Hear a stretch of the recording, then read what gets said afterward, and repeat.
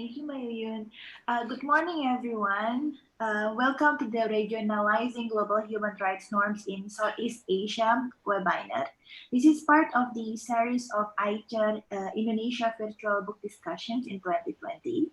My name is Dwi Ardhanariswari. I'm the East Asia and ASEAN Manager of Forum Asia. We are a regional human rights organizations with 121 members across 21 countries in Asia. And since 2004, when Mayuyun was with us, we've been actively engaged in trying to regionalizing global human rights norms in Southeast Asia, starting with the advocacy to create the ASEAN Intergovernmental Commission on Human Rights, and now continues with the issuance of annual performance evaluations report of the ASEAN Human Rights Mechanism. It's my honor to welcome you as moderator.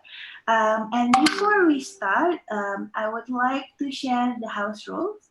Our house rules includes that the host will mute all participants' audio throughout the event, except during their own interventions. Secondly, when invited to speak, their audio system will be unmuted. Thirdly, after speaking, please mute your microphones. And then fourth, each speakers will be a co-host to be able to share the screen independently. So if you have PowerPoint presentations, feel free to control it by yourself. And this virtual book consultation will be recorded for the purpose of documentations. I will also be the timekeeper, so I will notify your remaining time. And these events is also accessible in Facebook and YouTube of ICHR. This book discussion is divided into three sections. The first section is the presentation about the book by the author, Riris is here. The second part is the responses and reactions from the discussants, and we have 7 discussants joining us today. And the third part is the question and answer from participants. So we hope that by 11:30 we will able to wrap up the session.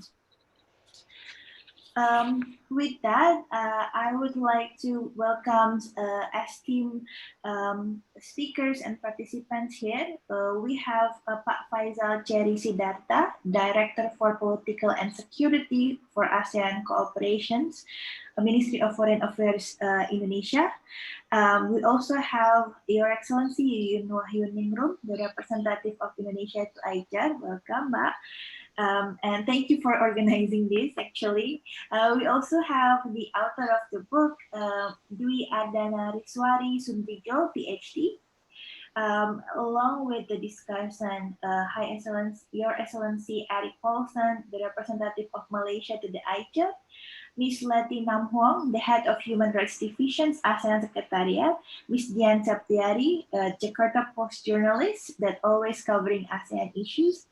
We also have Dr. Kelly Gerard, senior lecturer of University of Western Australia, Professor Herman Kraft, the chair on Department of Political Science, University of the Philippines, and lastly, Mr. Aung Kiao Mo, Executive Director from the Center for Social Integration, Myanmar. So without further ado, I would like to give the floor to Pak Faisal Cherry Siddhartha, the Director for Political and Security, ASEAN Cooperations, Ministry of Foreign Affairs Indonesia, to give the opening speech. Pak Faisal, the time is yours. Good morning, everyone. I hope you're all in good health today. Thank you, HR Indonesia, Ibu Wahyuningrum, for providing me with this wonderful opportunity to participate in this event. I am honored to be able to be here to participate on behalf of the Ministry of Foreign Affairs of Indonesia for the launch of this important, very important book by Ibu Dwi Ardhanariswari Sundrijo, or Ibu Riris as I usually call her. I noticed that the launching also marks the 11th anniversary of the establishment of ICHR, the overarching human rights body of ASEAN. As Ibu Riris argues in the book, the ICHR is a product of new interpretation of regional human rights norms. It is a product of interpretation process. The book offers a unique perspective, in my opinion, beyond the normal analysis of ASEAN that put heavy emphasis on national interests, rational behavior, states, and formal legalistic approach to regionalism. It is a breakthrough in its attempt to open the ASEAN black box to understand how ASEAN works from within or how ASEAN progress, in the words of Ibu Riris. This is indeed not an easy task, as the internal processes of ASEAN is oftentimes very vague for outside observers. However, once we manage to unveil the curtain, in fact, we find a rich and complex interactions between individuals and groups that shape and determine the development of Southeast Asian regionalism. That is the roles, in this particular, the roles of norm interpreters and their direction. More, the book also alludes to the inherent tensions that continually dictates the behavior of ASEAN and ASEAN member states to this day, which is the tensions between external global human rights norms and internal regional norms. Of course, I fully agree that global human rights norms are universal, but their application in the region, I believe, should not be taken for granted. The fact that each of the ASEAN member states is at least a party to one of the 9 major UN Human Rights Conventions, and all of ASEAN members are party to the UN Convention on the Elimination of Discrimination Against Women and UN Convention on the Rights of the Child prior to the establishment of HR further adds to such optimism. Surely finding commonalities to reach consensus as part of the ASEAN way has never been an easy task.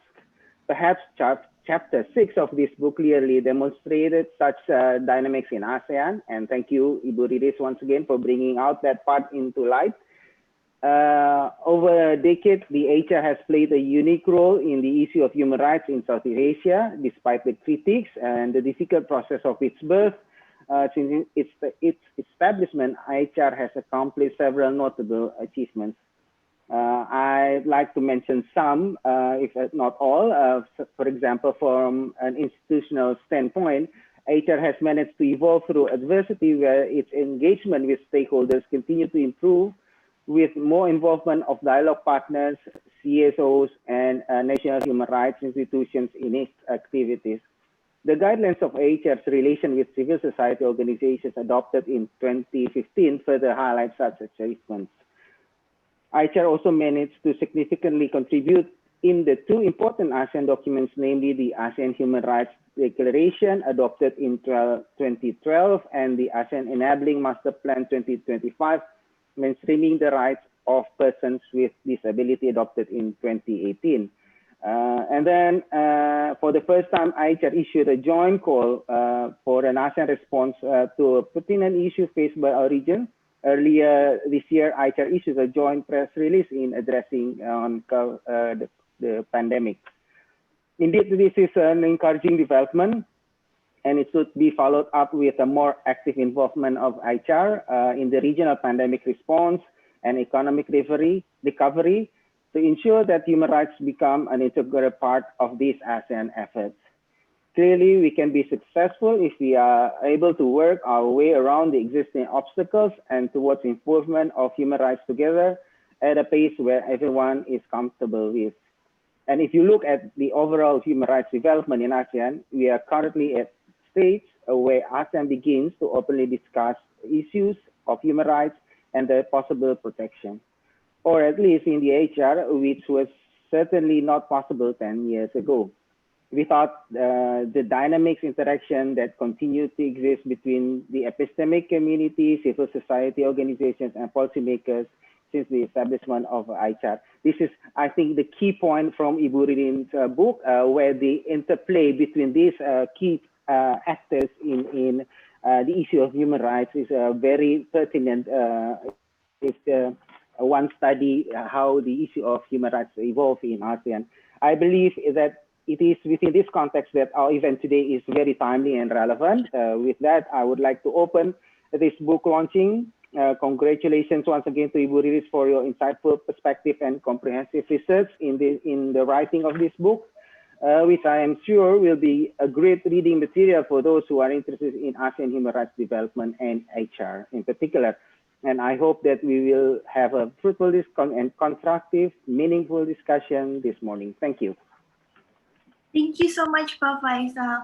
I know that you have a very busy schedule ahead, and I think it's also important to have you present in this webinar because Mbak Riris mentioned in her book that Indonesia is actually the X factor in ASEAN, and it's very important for the norm setting. But before you go, I would like to seek your presence in the photo sessions. So Mbak Yuyun will take picture of all speakers. All speakers, if you can turn on your video, that would be really good. Can we have Fiarit and Alfiana to? Yes, I will. Okay. Now, Alfiana, can you put the video, please? Okay. Okay, everyone, I will check the picture. 1, 2. Okay, done. Thank you, Mafiari.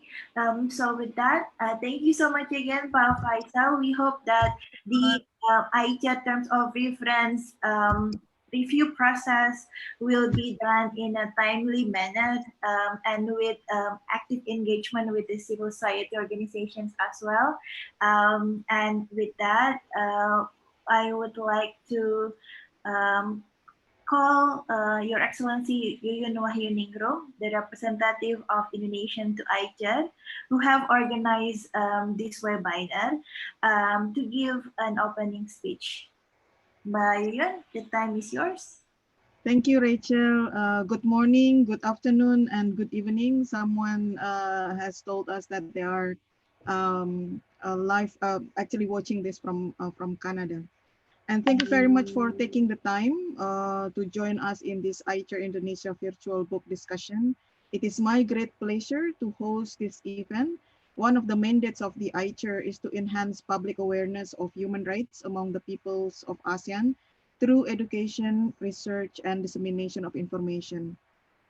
And through this discussion on the book entitled Regionalizing Global Norms on Human Rights in Southeast Asia, I hope we can raise public knowledge about human rights in ASEAN and also about ICHR. I know Ibu Ardhanariswari Sundrijo well since maybe 8-9 years ago. I often was invited to her class to talk to students in Universitas Indonesia. I usually ask to discuss about the role of actors in transnational issues in Southeast Asia. Her interest on ASEAN has resulted into a number of essays, journal articles, as well as the establishment of the ASEAN Study Center in Universitas Indonesia. It is only proper that ICHR Indonesia support these initiatives. I do hope that more writings coming from those who are in the region and observing the development of ASEAN and human rights to enrich our literature on ASEAN human rights. And I hope their contribution can provide different views on how we give meaning to the regionalism in ASEAN, especially on the issue of human rights. Again, I thank you very much for your participation, for your availability and your willingness to join us in this book discussion. This is the first book discussion virtually.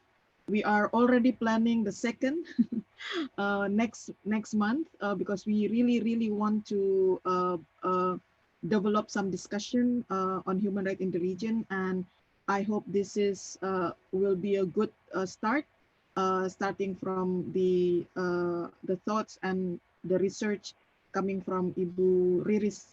That's how we call her. And thank you very much. Thank you so much, Mayun. So with that, I would like to introduce you with Miss Ardhanariswari Sundrijo, Ph.D.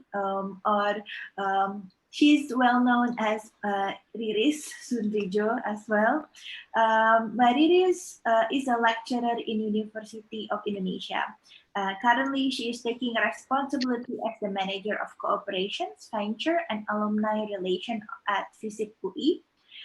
She obtained her bachelor degree from the Department of International Relations, Universitas Indonesia, and she earned 3 master degrees from University of Leeds on International Studies, Gender and Culture from the Central European University, and the Applied MA in Social Science and Research from Victoria University of Wellington.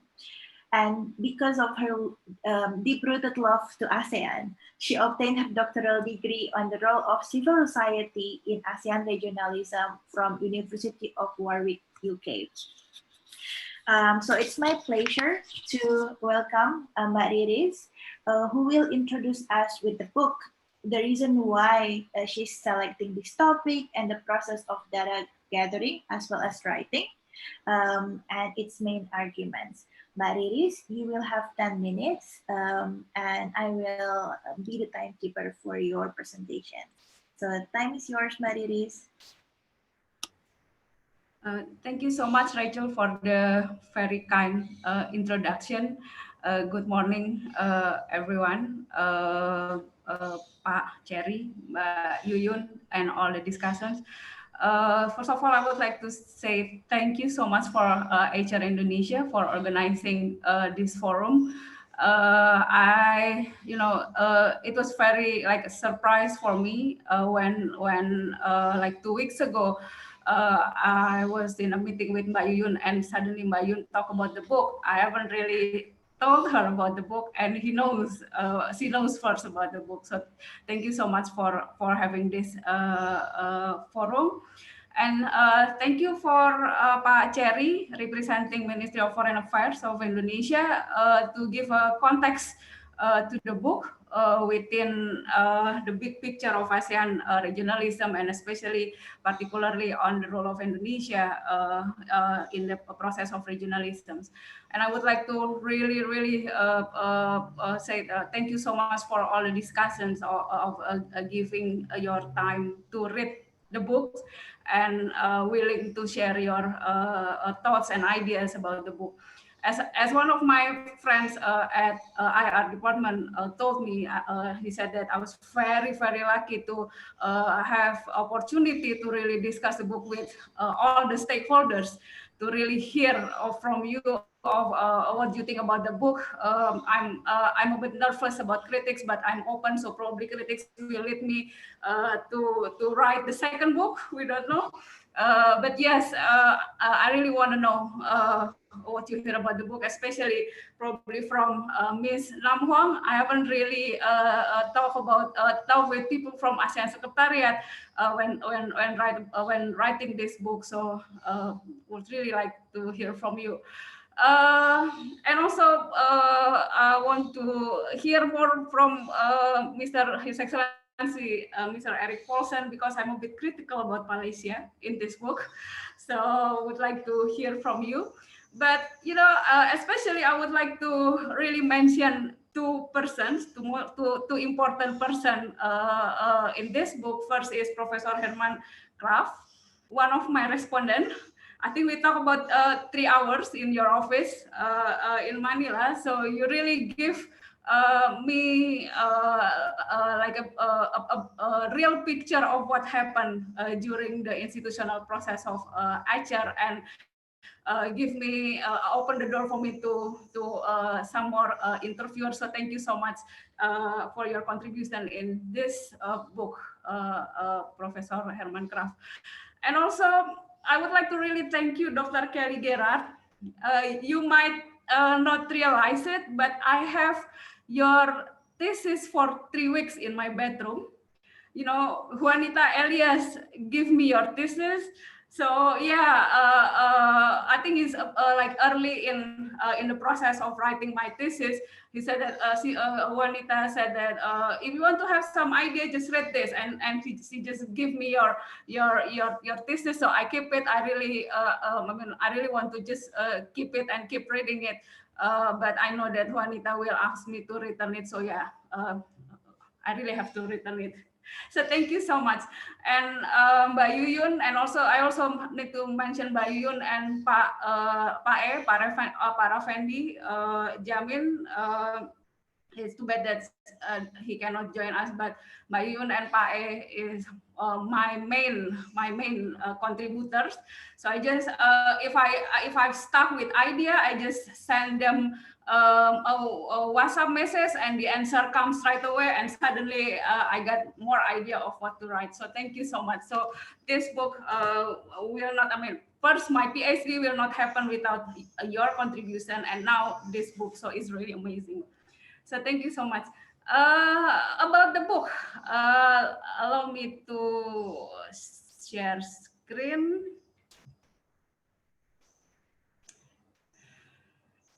Yeah. So now about the book. This is from the word of Professor Acharya. According to him, this book offers valuable insight to the development of human rights norms and mechanism in ASEAN, stressing the role of regional non-state actors, and so on and so forth. It's a very kind review of him. I'm very happy to read it and very proud also to read it. But from my own perspective, this is what I have, and this is what I try to offer in this book. So this book explaining the bottom-up process of ASEAN regionalism. So it's really bottom-up process. It's a new. It's not a new. It's not new, but it is a non-mainstream approach in assessing ASEAN regionalism. Yeah, I'm focusing on the smallest unit of analysis in my in the study of IR, which is individual, and I'm trying to do my approach is through conceptualizing the central role of this individual in the regionalism. Yeah, so it is a qualitative research combining conceptual analysis and local actors' first-hand empirical experience. So individual experience, individual stories are very important. So if you read my books, if you read the conclusion in my book at chapter 7, it is all developed and constructed based on individual experience. Yeah, and I just use conceptual analysis to help me construct the story, but I don't really follow the mainstream theory. Yeah, so I'm bridging the value incompatibility gaps between global human rights norms and the existing local norms. So in my words, this is the book is all about. Yeah. Context and background. So you might have realized that the book is more on regionalization of global norms on human rights rather than the human rights norms itself. So the book is more about the process on how ASEAN can accept the global norms on human rights through the establishment process of HR. And to know how, I focus on the role of key individuals, and my question is, in what way does the behavior of norm interpreter during the establishment of ICHR influence the final output of the process, which is the ICHR? Yeah, that in the words of Mbak Yuyun a couple of years ago, it is toothless. I'm not sure it is still her words now. Probably she changed her mind now. It is not toothless eventually, but we will hear from her later probably. Yeah. Yes. Incompatibility of norms. Incompatibility of norms and character of ASEAN regional diplomacy are two things that I believe have like a significant influence on the whole process. Incompatibility of norms, it is a key challenge because there is this incompatibility of norms. The bridging process is necessary, and this is the key area where the role of individual are really centered, because they are needed to bridge the incompatibility of norms. Yeah. in my research, I found out that the dominant influence of local norms, not merely as a factors that hinders the adoption of global norms in the region, but more importantly, it works as a fundamental mediums of interaction between all the actors that involved. Yeah. The character of regional diplomacy, we know about the ASEAN way, informality, pragmatism, consultation and consensus, non-binding cooperation. These elements sometimes works sometimes is critically seen as things that stop ASEAN for progressing. ASEAN keep processing but not really progressing. But in my research, I try to see the positive sides, and I'm happy that I can really see the positive side. That the character of ASEAN way somehow help us to finally have ASEAN.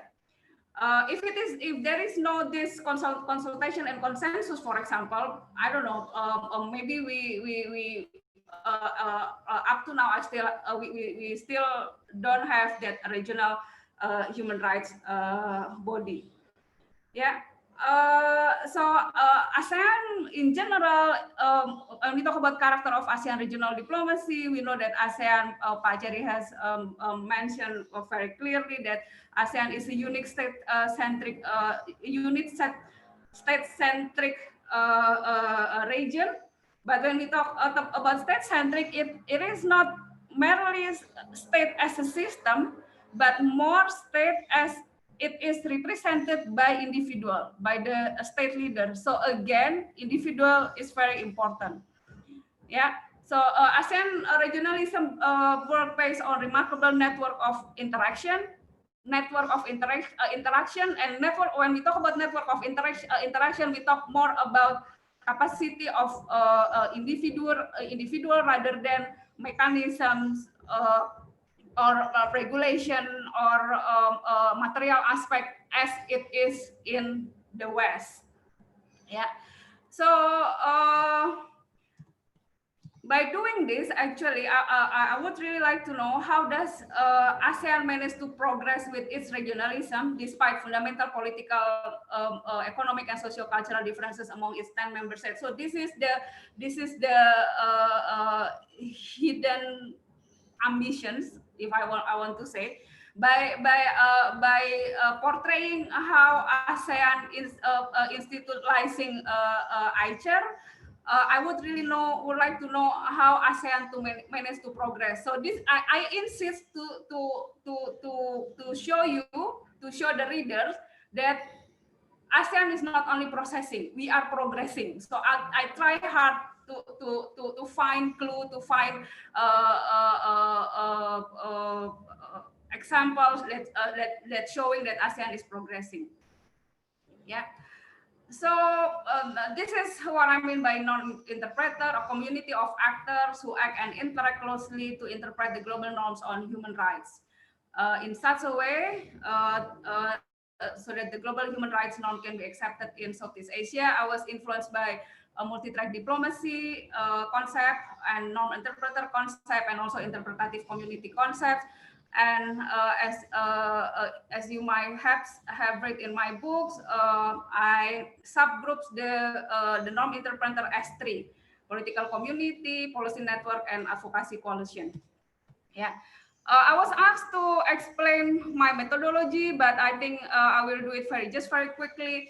What I did is, I call it a sociological regionalism.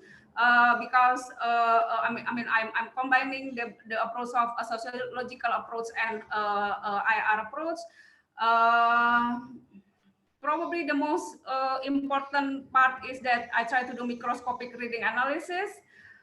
Really this approach allow me to construct macro structure regionalism from a micro sociological perspective.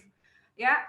And this approach also allows me to decompose the commonly taken for granted process of regionalism. So process of regionalism is not always top down as it is portrayed in mainstream literature. Actually, it is possible to build at least I argue that it is possible to build regionalism from the bottom, especially from the case of ASEAN. So I try to conceptualize empirical examinations of interactor relations, and this approach is also allow me to focus on idiosyncratic character. Yeah, and to apply this approach, I do in-depth interview, I read personal diaries, I read minutes of meetings and training agenda, and not only books or journal articles. Yeah. So this is one of my finding regarding related to the character of policy network.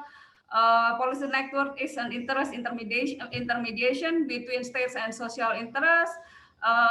Policy network works more on un or semi-official and informal approaches. Non-structured interactions includes various consultation, cooperative activities, and so on and so forth. Usually, the interaction between a policy network and political community are set up between off-the-record setting.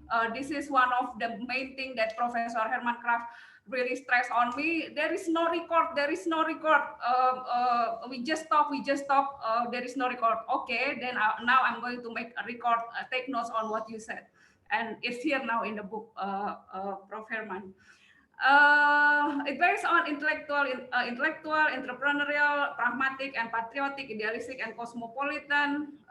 Basically, this policy network work based on constructive, consultative, and step-by-step approach. Yeah. So policy network is the track two in multi-track diplomacy. Yeah. So particularly within the process of establishment of ICHR, policy network fed the HLP with an interpretation of the global norms on human rights. Interpretation, yeah, the word interpretation is very important because there is no right and wrong. And it pressures the HLP to produce the most visibly credible form of regional human rights body. So the most visibly credible form of regional human rights body. It is probably not the ideal, but within the context of ASEAN, it is the most that we can have. Yeah. The advocacy coalition or the track 3, here I refer more particularly to the task force, is the main regional coalition of civil society organizations involved in the HR institutionalization process. Bayun is part of it. The approach is less formal, bottom up, sporadic but well organized approaches. So it is very interesting. It based on initiatives of individual but very well organized. It brings a distinctive, less formal approach to official making process. It promotes the shared social construct. So the social construct happened in this track 3. Yeah, the idea from the people is formulated within this track 3 and this advocacy coalition, and the construction of norms and values happen in here. Is really a mix of global norms and local norms, and the interest of the people and the real situation at the street level. This track 3 really do the construction, and the output, we can say that the output is really represent the idea of the people. It is revolutionary in nature. It works through a varied and broader set of advocacy processes, speak their mind. So they did like an uncompromising pressure, occasionally viewed as stubbornness. So Bayun tell me how one of the member of HLP told her as a broken tapes. You're broken tapes because Bayun keep pressing the idea again and again and again. Sounds like broken tape. You should tell her now that there is no tape now. So what she said is no longer contextual and relevant. Yeah. So what the track 3 did is a continuous and consistent pressure on SLP to act ideally according to the coalition's perspective. Yeah, so there is the interest, there is a need to lead HLP to work as ideal as possible. Uh, but of course, it is not easy as as I try to describe it in the book. Yeah. Last but not least, the most important thing is the political community, the high-level panel, those where the decision is made. On paper, it is said that high-level panel determined have to determine the form, functions, and scope of the ASEAN human rights body. They are the sole policy maker. They are expected to behave in accordance to the interests of their own country, like it or not. And what happened inside is what I call as transactional veto mechanism, referring to Sebeli's idea of veto player analysis. So the behavior and actions that took place during closed-door diplomatic forums really decide the output. Each member state is given an implicit veto power, like it or not, that consensus ideas is actually a veto. Everyone should say something. If they don't say anything, then we cannot go anywhere. So it is really a veto power. And what is interesting inside is the ideological distance between the member. Yeah, and really as it is, and I try to explain in my chapter 6, the ideological distance and the grouping between the 10 members of high level panel is the main thing that create the HR that we have at the moment. At that time. Yeah. So in conclusion, this is my key findings. I like pictures, so I try to visualize my ideas through pictures, and I suggest this bow tie model of ASEAN policy making dynamics. The main thing about this is,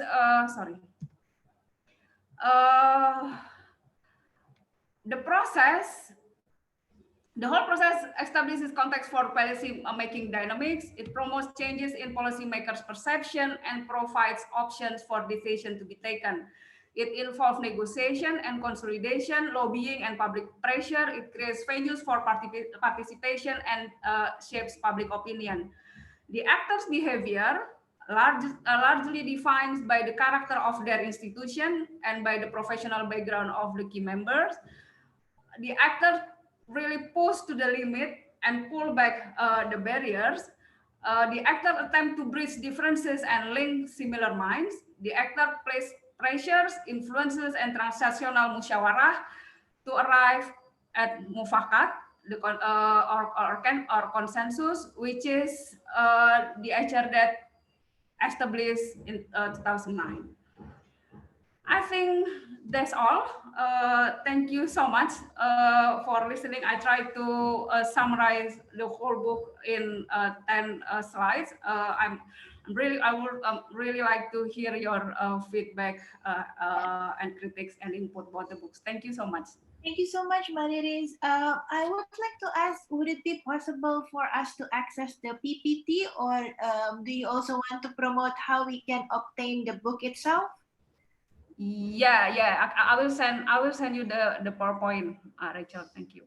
Thank you so much, Mariris. I think that's a very comprehensive elaborations on the evolution of the ASEAN human rights mechanism. And last year was the anniversary of the 10 years existence of ICHR. And this year we really hope that the review process of the term of reference can happen, but suddenly the pandemic hit us. So aside from the review of term of reference, I think it's also very important to have ICHR engagement in the post-pandemic recovery plan, because it will lay out the direction setting in the upcoming years. And I'm sure everyone have burning questions to Mariris, but I would like to suggest you to write down that in the question and answer box below, for your, so that our panelists can respond to that later. And we have 7 discussants here that are ready to provide additional insight or perhaps like counter arguments on the result of research that Mariris has mentioned. Our first panel discussant is Your Excellency Eric Paulsen, the representative of Malaysia to the ICHR 2019 to 2021. I hope you will continue for the upcoming period, Eric. But Eric is the co-founder of Lawyers for Liberty in 2011, a leading human rights organization in Malaysia, and then served as Lawyers for Liberty's executive director from 2014 to 2018. Mr. Eric Paulsen had also worked with the United Nations High Commissioner for Refugees, serving in Bangladesh, Lebanon, Myanmar, Nepal, and South Africa. He reads law at the University of London and obtained master degree in international human rights law from University College London, United Kingdom. So, Eric, please, you have the time to provide your insight on what has been shared by Mariris earlier. Time is yours. Thank you very much, everyone. And congratulations to Ibu Riris for this wonderful book. It is indeed an honor for me to participate in this particular discussion, as it really provides an insight as to how behind the scenes work. Because obviously, when we read about books such as this, it's normally from the top down. We don't really see the behind the scene discussions. So this is really an interesting insight. It's an ongoing conversation because obviously ICHR is a very young organization. It's only 11 years old. And it's an ongoing process in terms of contestation of ideas, in terms of contestation of reinterpretation of what we can or cannot do. So perhaps the only comment that I have for this particular book is that it's very Indonesian centric. You know, it seems there's a cartel of Indonesian respondents. So maybe for the next edition, the updated edition will be a bit more, well, I'm sure it'll be more interesting, because I'm sure you will want to contact me, and then I can give you some interesting insight as to my term in ICHR. But perhaps I also understand the difficulty, because obviously not ASEAN is a mixed bag of cultures and personalities when it comes to human rights, and so it is perhaps understandable why it is uneven in that way. But hopefully this is something that can change for the next edition. So I'll just go now to my actual presentation. So I'll just start. Every country in ASEAN have their fair share of human rights concern. The most serious is the situation of the Rohingya in Rakhine State in Myanmar, the arbitrary and extrajudicial killings of the so-called war on drugs in the Philippines, to the most visible challenge now to civil society and political rights in Thailand, with the pro-democracy movement that have been going on for the last several months. There are other human rights issues that are less visible or championed, but they have persisted over the years. The crackdown against the self-determination movement in West Papua, Indonesia, the crackdown against political opposition in Cambodia, rights of refugees and migrant workers in many parts of ASEAN member states, including in Malaysia. The ICHR has existed since 2009, but after a decade on from its formation, has ICHR made any progress in the promotion and protection of human rights in the region? It is well known that ICHR has done a tremendous amount of work in relation to the promotional aspects of human rights, but little to none in protection due to its limited terms of reference. This is well known. And so AICHA continues with its promotional work, where recently its 5-year work plan was approved by the ASEAN Foreign Minister in September 2020. The 5-year work plan is the most ambitious yet, and if completed, it can be considered a significant achievement for AICHA, all the more so under the difficult circumstances of COVID-19. Recently, there have been a few notable achievements. First in AICHA, this should certainly interest Ibu Riris. The press release on COVID-19 issued on the 1st of May 2020, that's one. Secondly, the guidelines on correspondence that was adopted by the AICHA special meeting in November 2019. There were a lot of discussions that went on behind the scene, and it should be really be featured in updated version of this particular book. Both achievements are great examples of how AICHA representatives are at the heart of the constant contestation and reinterpretation of the work and norms of AICHA and what it can or cannot do under the limited terms of reference. Although compared to other regional human rights mechanisms, these achievements are considered weak or nothing notable. But to those who know ASEAN and the evolution of AICHA would know that these are important steps in creating norms, setting standards, and providing a platform in AICHA for the possibility of better human rights protection. But realistically, there's only so much how these measures can set the scene for individual representatives, mainly Indonesia and Malaysia, to push for creative interpretation of the terms of reference or for institutional reforms. At the end of the day, AICHA is still an ASEAN organ, and it is not immune from the highs and lows of what make ASEAN work or doesn't work. The ASEAN way, the ASEAN values, principles of non-interference, decision by consensus, consultative and intergovernmental body, the peculiarities of the ASEAN Human Rights Declaration itself, and other declarations and statements related to AICHA and human rights. How AICHA representatives are appointed and who they are accountable to, all of which severely limit what it can or wants to do.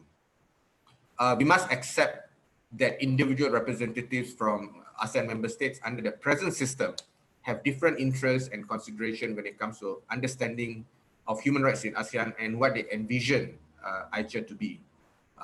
And it is under these difficult circumstances that somehow all the representatives must work together and promote, and to a very much lesser extent, protect human rights in ASEAN.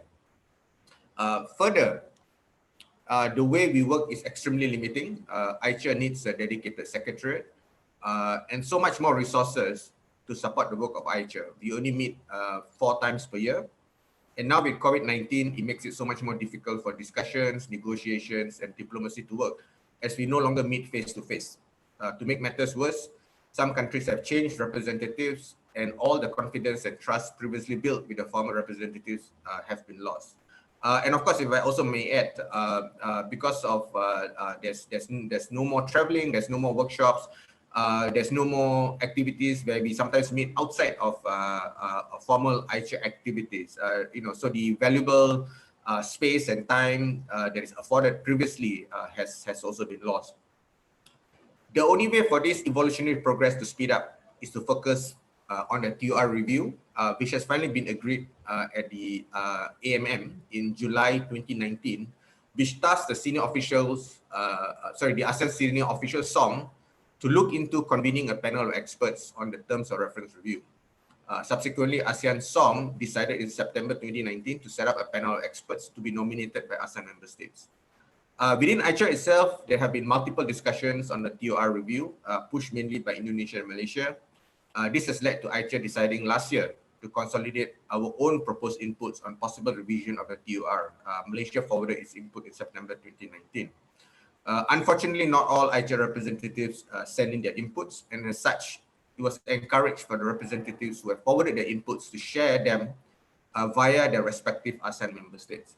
But the issue is still not resolved within AICHA, and it will certainly be revived in the coming years once the panel of experts is set up and functioning. Further, Thailand has been developing a workshop for AICHA self-assessment to assist in the TOR review, but due to COVID-19, this has been put on hold. So what is the way forward? For me, the TOR review is crucial, as this will make or break AICHA for the next decade or so. If there is no substantial review of the TOR, then it will be business as usual for the ICHR. A more robust mandate for the ICHR is the only way for ICHR to do more protection work that is in line with international standards.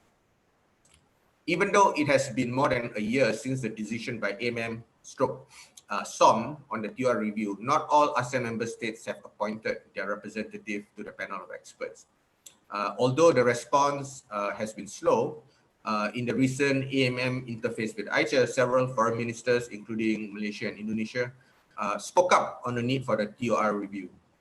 The panel of experts must be duly appointed, meet, discuss their own TOR, set up the modality, time frame, the number of meetings, consultation with stakeholders, etc., etc. There must be better engagement and advocacy with ASEAN member states, but with a focus on countries other than Malaysia, Indonesia, and Thailand. This is where the greatest pressure and engagement with the panel itself and with the panel members from all ASEAN member states must be had. The ICHR can and should be a mechanism that evolves over time, learns from its past, and builds upon its experiences in preparation for the future. The TOR review ensures that this is possible. Progress has already been made, and we should not backtrack now or allow the progress to stagnate. Thank you very much, and I congratulate Ibu Riris for this excellent book. And I certainly look forward to further engagement with all stakeholders so that we can have a very good advocacy plan for a TOR review. Thank you. Thank you so much, Eric, for being so mindful about the time. I really appreciate that. And I think Eric has basically presented the result of Forum Asia 10 years review of ICHR with all the context changes, the shrinking civic space, the absence of ICHR response to it, and also the need to have more independent system and representative in the body itself. So with that, I'm sure that the attendees also want to say something on your remarks. I think it's really interesting to have an honest insight from someone that being part of the commissions and ability to looking at the trajectory on how we can have a strong human rights mechanism in the region. So the next discussion is Ms. Letty Nam Huong. Currently, Ms. Nam Huong is the head of Human Rights Divisions of ASEAN Secretariat, who are mostly providing support to the ICHR. Before joining the Secretariat, Ms. Letty Nam Huong was the program officer at UNDP Vietnam. So without further ado, I would like to give opportunity for Ms. Nam Huong to share her input, insight, and further additions to the report itself. Hi, good morning. Can you hear me? Okay. First of all, thank you very much for Ibu Yun, Indonesia representative of ICHR Indonesia, to consider me as for attending and for reading the book actually and attending this discussion. Congratulations to Ibu Riris. Allow me to call you Ibu Riris. I have to say I am an avid reader. So when Ibu Yun offered me the opportunity to reading the book and then have some say about the book, I feel very flattered and I'm very happy. So maybe allow me to share some comment and observation as a reader of the book, and maybe also some thinking about, okay, what is the takeaway from this from a very much practitioner kind of perspective. Because I'm a lawyer by training. I'm happen to work as a human rights advocate and working in the ASEAN Secretariat, but all the time I'm looking at issues and the process is more from the implementer and less from, I mean, definitely I'm not an academic, so I'm not very much theoretical kind of heavy kind of person. So allow me to give to share my opinions and comment from that very much practitioner perspective. first of all, I wish that I have this book 3 years ago. So I can have a more, let's say, very grounded background about how ICHAS come about. What was the discussion back then in 2009 and even before that, well before that. And it's about very much about the institutional, as you say, the institutional building process for a regional human rights mechanism in ASEAN, and as the ICHA is the one. But I'm happy because I have an opportunity to read it now. So I think three things as a takeaway as a reader, and I know many in the audience is also very keen to see, okay, whether they should have a copy of the book and read it themselves, and I'm trying to offer some of the observation, I mean my observation when as a reader. At the same time, I'm trying not to be a spoiler. So we I would strongly recommend everyone to who are interested to understand about ASEAN, ICHA, and as you said, the regionalism process, the regionalizing process in ASEAN, to have a copy of the book and read it themselves. I think it's going to be very rewarding if you read it. But three things, if I may, as observation and that I would highlight from what I get from this book. I think the first one is very much about your analysis and arguments about how global norms been interpreted and translated into local norm. I found it extremely informative for me. The conceptual framework that you put together, and also a lot of insight, as you said, I mean, turning something unrecorded into recorded, right? So a lot of discussion was behind the scene, a lot of discussion in the process of institutionalizing the ICHA as ASEAN regional human mechanism is a closed door kind of discussion. But you turn something from unrecorded into a recorded one, as in the book itself. So we know who said what and when, and this is extremely interesting. But I think more important for me is also why. I mean, you explain the process and using the very much conceptual kind of framework and to interpret it, to interpret the process, to interpret the character, the actor involved. But I think beyond that also, as you said at the very end and as a conclusion of the book, is about analysis about behavior of the individual, that an actor that has been involved in the process. And I found it extremely informative and good kind of insight for everyone who if you choose to working on these areas, definitely need to understand. So that is about the first point. I'm very much learning from your book. It's quite interesting.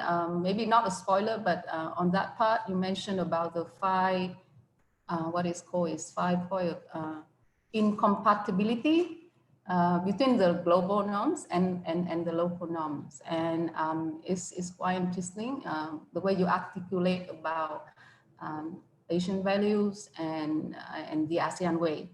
And for me, it's quite something that I'm learned from your book, from your understanding and from your insight. Second point that also might take away from the book, reading this book, is about to understand the dynamics of the process when there's a discussion and the involvement and engagement of what you call is norm interpreters. That's involved policy network, advocacy coalition, and also political communities in the process of discussing about how to establish, whether to establish an the ASEAN human rights body, according to Article 14 of the ASEAN Charter, but also like how to come about, what is the negotiation process, the contesting ideas and ideology, things like that is very, I think it's quite comprehensive, and I feel, I mean, I very much appreciate the analysis and the insight. the third thing that also I take away, and I think is very good in terms of learning and in knowledge about understanding about the process, is about, as I said, I think the analysis about behavior, about different actors and stakeholders in the process. And it's not only about behavior, but it's also, as you said, it's an immaterial aspect of values, norms, and ideas and perception that they brought into the process. With that three kind of key takeaway or kind of trigger point for me to think about when I finished reading this book.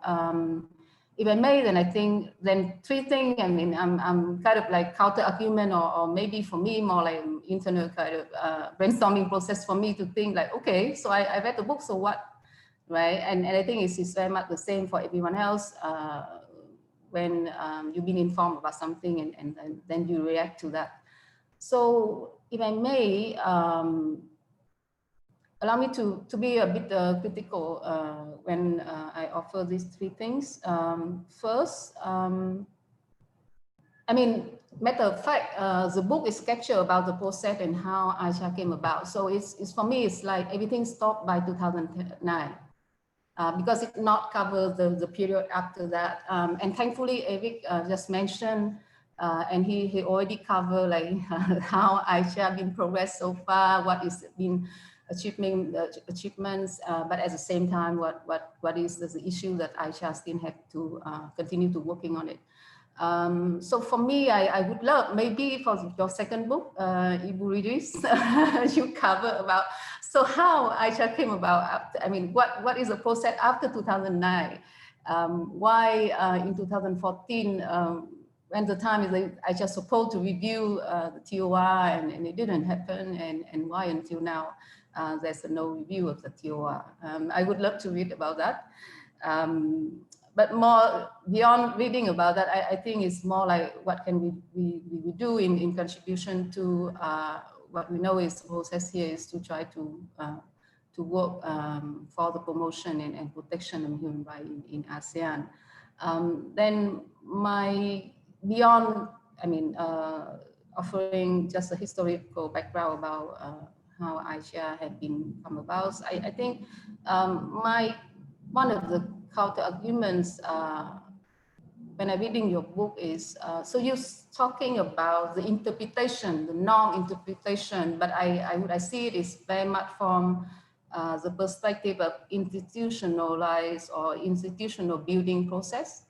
I think it would be good. It complement by more like interpretation, but from the implementation kind of perspective, right? So you have norm and especially it would benefit for the period after 2009, when ASEAN being set up, established, and now they have a TOR, they have a term of reference. So what they do about it is very much about to interpret the norms, and TOR is considered as a norm. One of the other norms would be the ASEAN Human Rights Declaration, the Universal Declaration of Human Rights, and as you mentioned in your book, is the bill, right? The bill is including three documents, three instruments, the Universal Declaration of Human Rights, the ICCPR, and the Covenant on Civil and Political Rights, and the Covenant on Economic, Social, and Cultural Rights. But I think in the context of the ASEAN, maybe the norm here should also be mentioned and included the three conventions that all the member states have ratified. So that is a norm, and how they interpret those norms in their work, in their program, activity, advocacies, I think is a very important point to capture, maybe in your second book. So that is very much the first point. Second is about the dynamic. You mentioned a lot and cover beautifully in your book about the dynamic between different character and mechanism and network and coalition. But then I would also, I think it would be complementary if we also cover a bit more about the nexus or the interaction between the regional and the international human rights system and arrangement here. At some point, if I'm not, maybe I don't know whether I recall correctly, but at some point when you mentioned about the UN or international human rights system, you seem call them from above or impose from above. And I would be reluctant to see it in such a way. I would prefer to see it more like vertical rather than, horizontal rather than vertical. I think it is the interact between the different player and system. And exactly from what I see, there's a room for more interaction between the international one and the regional one. And then the system at the national level, as you mentioned in your book, is also covered quite well about what is already the existing the national human rights institution in some of the ASEAN member states, and how these actors play the role in the process of advocacy for establishing or for the setup of the regional human rights bodies in ASEAN. So I think those kind of element is very, very important if we can also look more in depth into it. Maybe third point is very much about, if I may, the dynamic of the ASEAN or the member state and the ASEAN body involved actor, I would say, ASEAN actor involved in the process of establishing the AICHA or the ASEAN regional body, human rights body. Here and there, there's, I'm sorry to use the word branding, but maybe characterizing that we would tend to say among the 10 member states, who is in this group, I mean, as a conservative, who is more like open and who is have no preference. And I would take your word because you have a much more insight than me, definitely. But at the same time, I would take it only in the context of like up to 2009 or maybe after that. I would not, I would try to advocate like don't see things as static as such, especially before that and especially in the current context, because there's a danger if someone reads the book and using that kind of category, I mean, take it until now and say, okay, that is how all the member states behave at the moment, then I think there's a danger there because thing is not that static. And as you said, yeah, it is evolutionary and it's very much depend on at the state and what is the process involved. People have would have a different incentive and motivation and different views, and it's much more complicated than just branding like you are conservative or you are I mean, more liberal. And having said that, I would like to, yeah, I think one of the points that you mentioned in the book is quite interesting, that I want to give it as an example from what I just said is, for example, the interaction or the connection between democracy and human rights, right? So in one of the part of the book, you mentioned like member states in ASEAN have a different kind of democracy or perceive themselves as a different kind of democracy. One is established one, other maybe more new democracy, and other maybe people democracy. So you see, I mean, how diverse ASEAN member states themselves to perceive their system, their kind of governance system and political. So that's why, yeah. Sorry, you have 3 minutes more, Anapong. So I hope it's okay. Thank you very much. I'm gonna definitely finish in less than 3 minutes. So I think, I mean, just to emphasize that is a very diverse, the landscape that we are talking about, looking in, and it's not static. So I would just want to remind the reader, I mean, who happen to have a book, and try to see it as a very fluid kind of process. Okay, for closing, I mean, from my kind of intervention here, I would strongly recommend this book for everyone who maybe I would say, I mean, if anyone who is looking for the human rights division in ASEAN, it's a must read. So it definitely would be in one of the reading lists. I would recommend it. I think there's a lot more. If we have a chance, Ibu Riris, I would love to have a conversation with you and learn more from you about the process you writing this book, but also more, I think, important for us is this, so what next, right? And I look forward to that. Maybe when other speakers have a chance to share their views here, and maybe more interact, during this discussion, during the Q&A. So thank you very much. Thank you so much, Nam Huang. And I would like to respond on your interest to know more about what happened after 2009. I think Bayu Yun PhD paper will be able to inform us about what is happening after 2009. And I also took note of your point about the danger of labeling characteristic of the nations, because diplomacy is very fluid, and especially in the current context, we need to be very mindful of doing that. I think that's very interesting point of view. Thank you so much for that. So the next discussion, we have Ms. Dian Saptriari. Ms. Dian is journalist from the Jakarta Post. So all of Jakarta Post articles on ASEAN mostly are written by Ms. Dian. And she has a very fresh and interesting point of view about what's happening in the region. In January 2020, Ms. Dian Saptriari was conferred to the Foreign Ministry's prestigious 2020 Adam Malik Award for Best Print Journalist. Congratulations for that. A second win is in as many years for the Jakarta news outlet.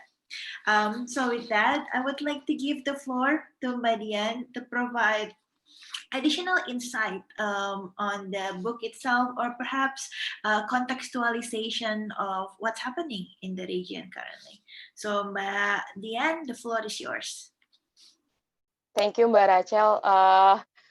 First of all, I want to say that among all of the panelists here, I think I'm the least I have the least experience. I've only been covering ASEAN in, I think, 2 years, more about 2.5 years.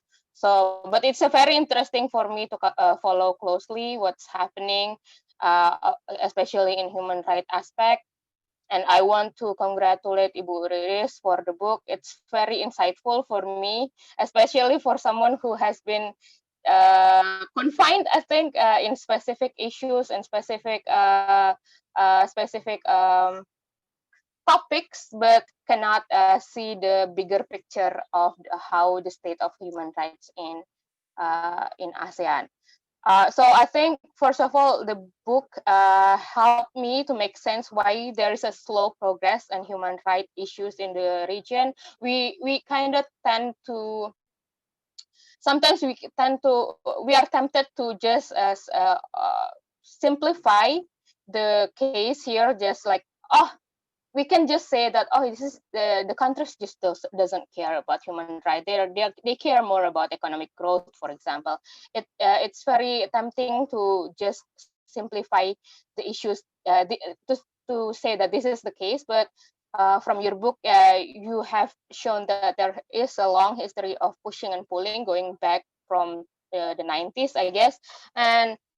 But I think the whole constant thing is that the pushing and pulling that happened in the 90s, in the early 2000s, and the 2010s onwards is still the same. So the constant, it's still happening, but it happened back then. It's still happening right now, and also the book also make me have even greater appreciation to actors involved in the formation of ICHR, because we talked to Pak Hasan, we talked to Para Fendi, we talked to many people involved in the formation and pushing for the establishment of an organization.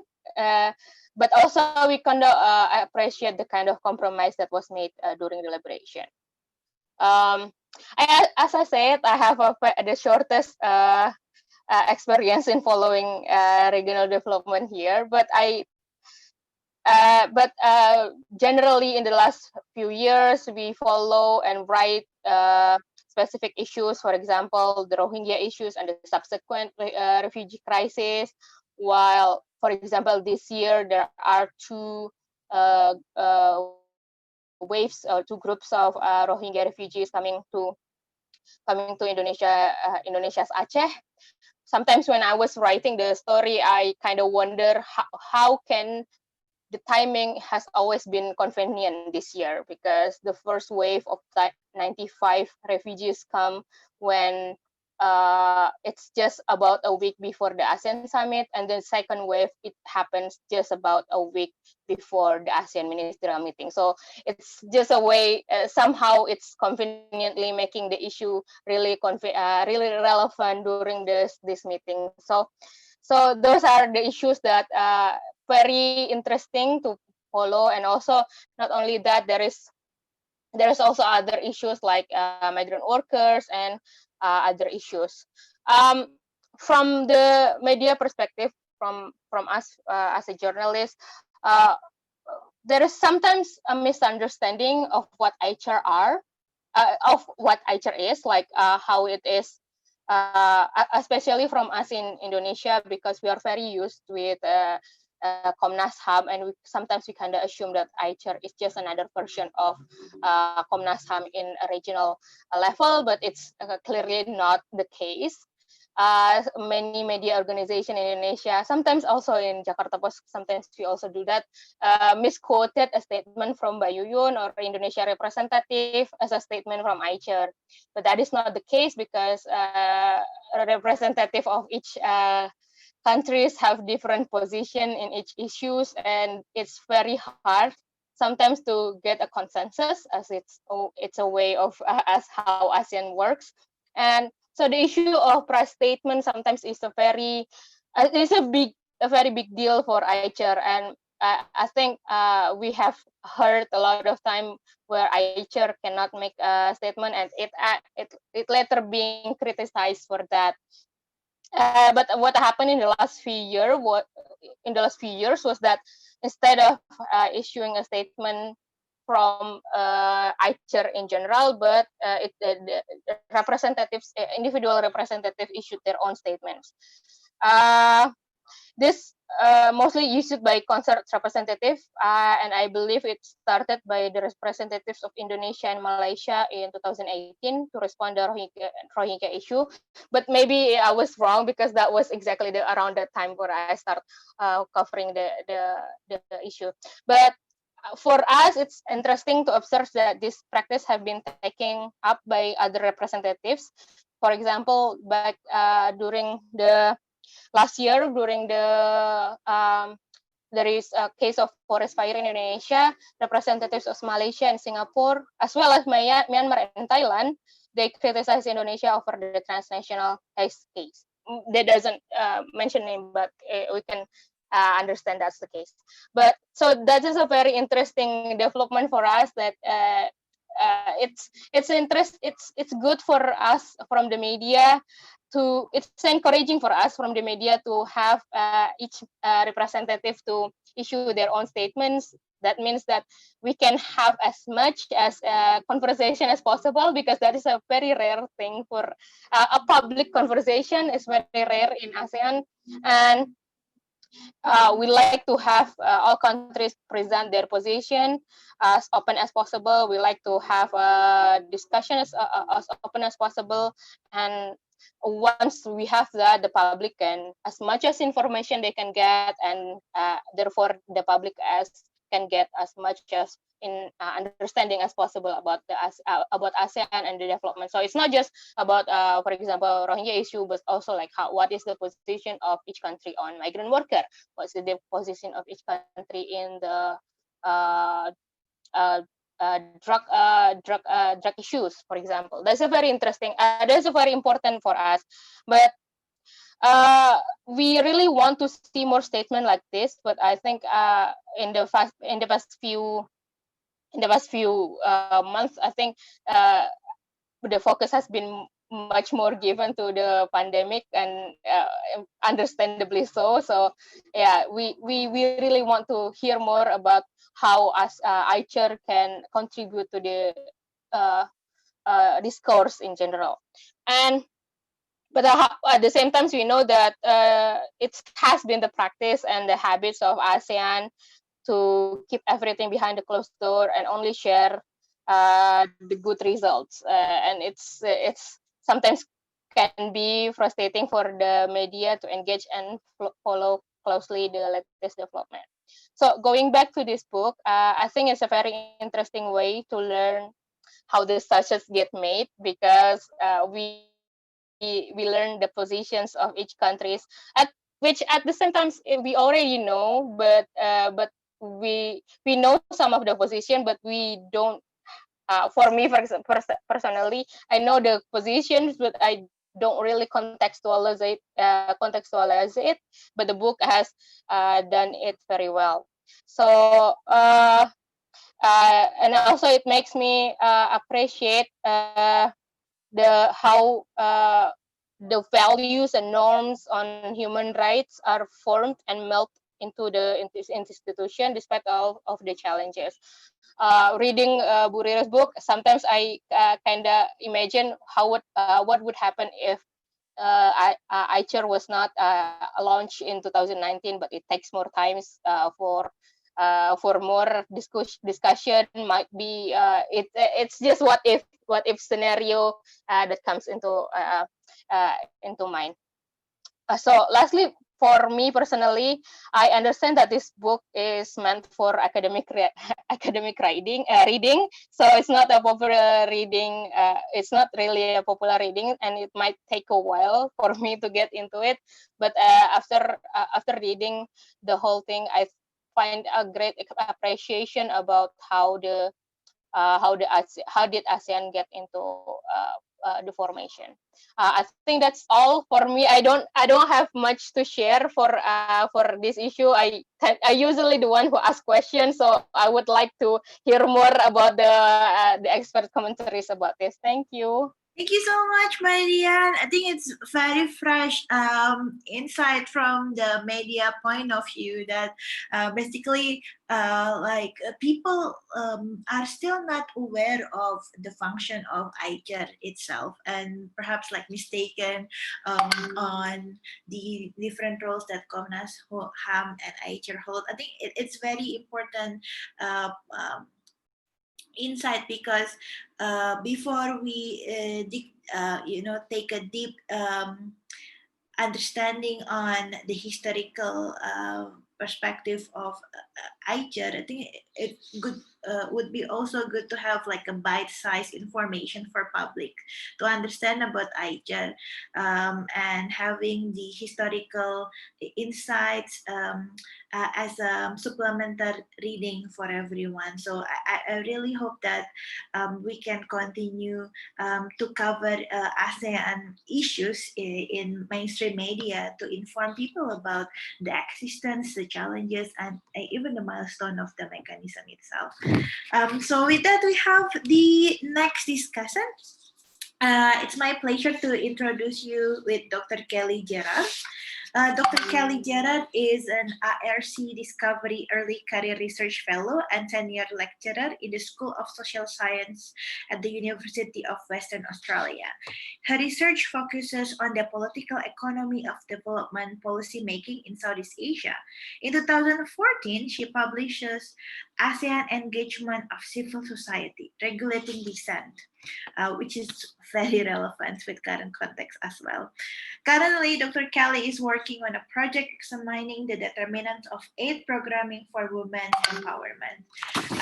And Dr. Kelly, you will have 10 minutes to share your further insight, counter-argument, or perhaps ideas for follow-up from the book. Time is yours. Thank you. Thank you very much to the organisers for the invitation to participate, especially Ibu Yuyun. It's wonderful to see some familiar faces again, and also to meet new ones and discuss these very important issues. So I must commend Ibu Riris for having written a PhD and then turned it into a book. This, of course, is no small feat.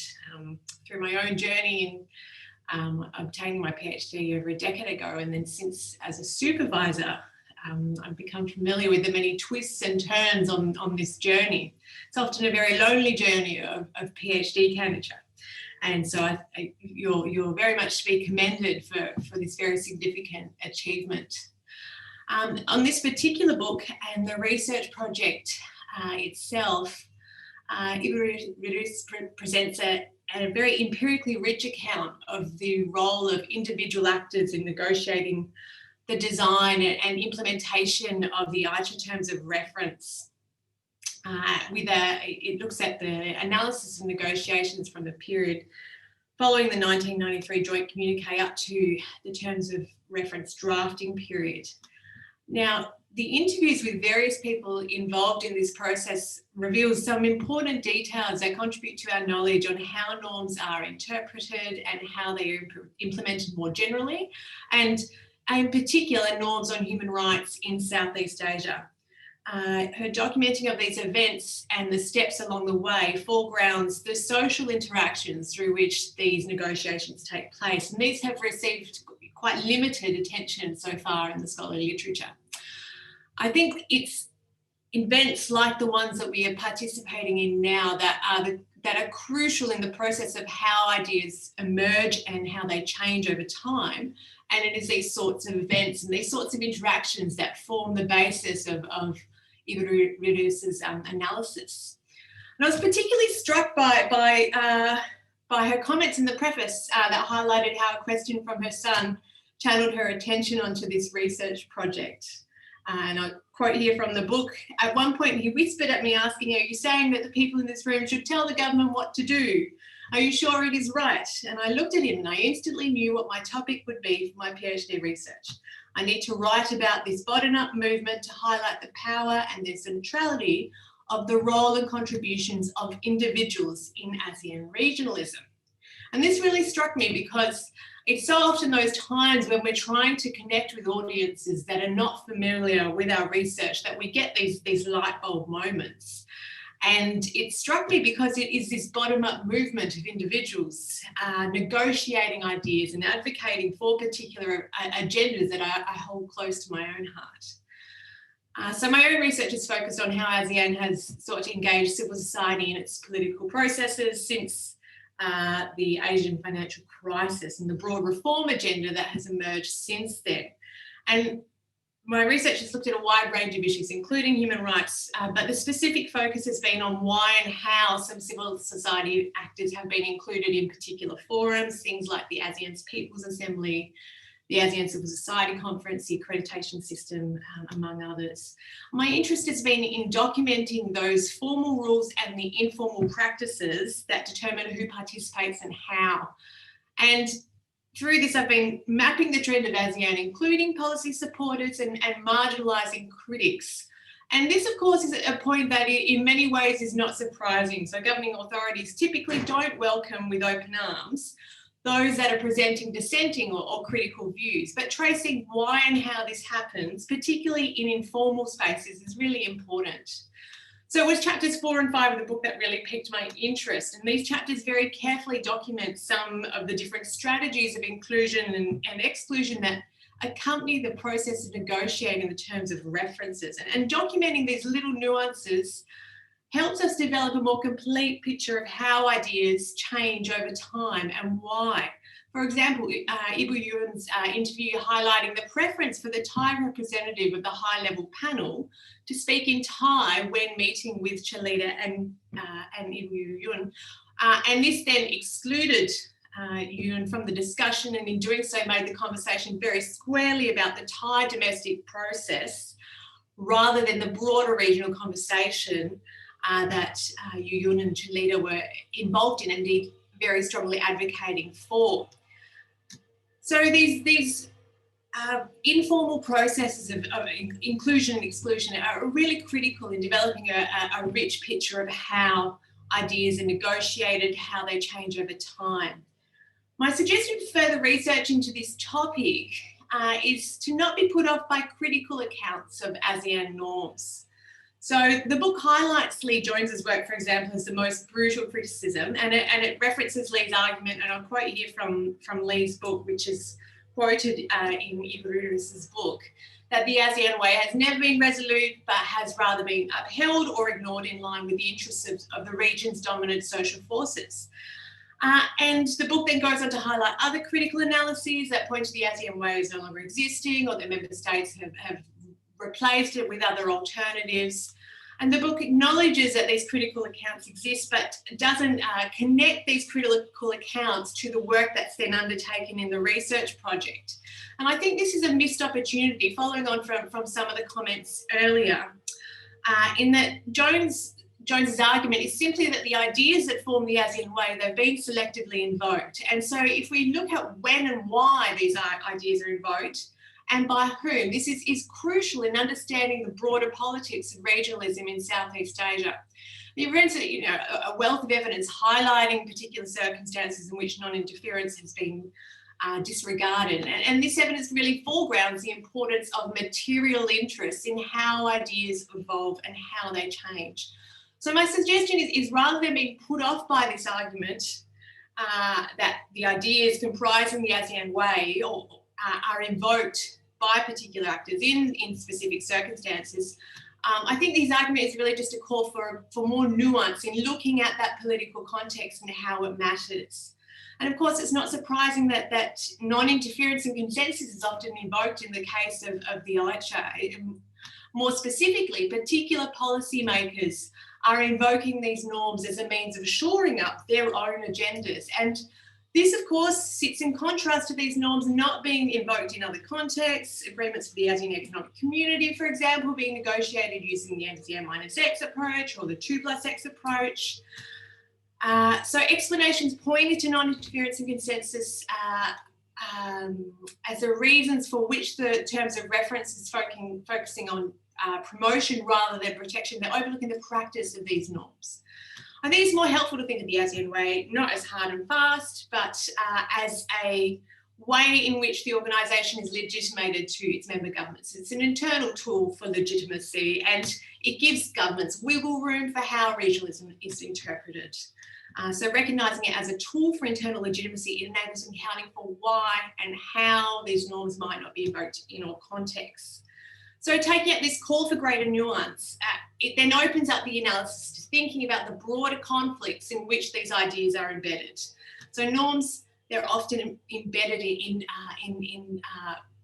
competitions between different social groups over how these ideas change and their material aspects. So it was the Asian financial crisis, for example, that drove people out to the streets to demand change when oil subsidies were removed.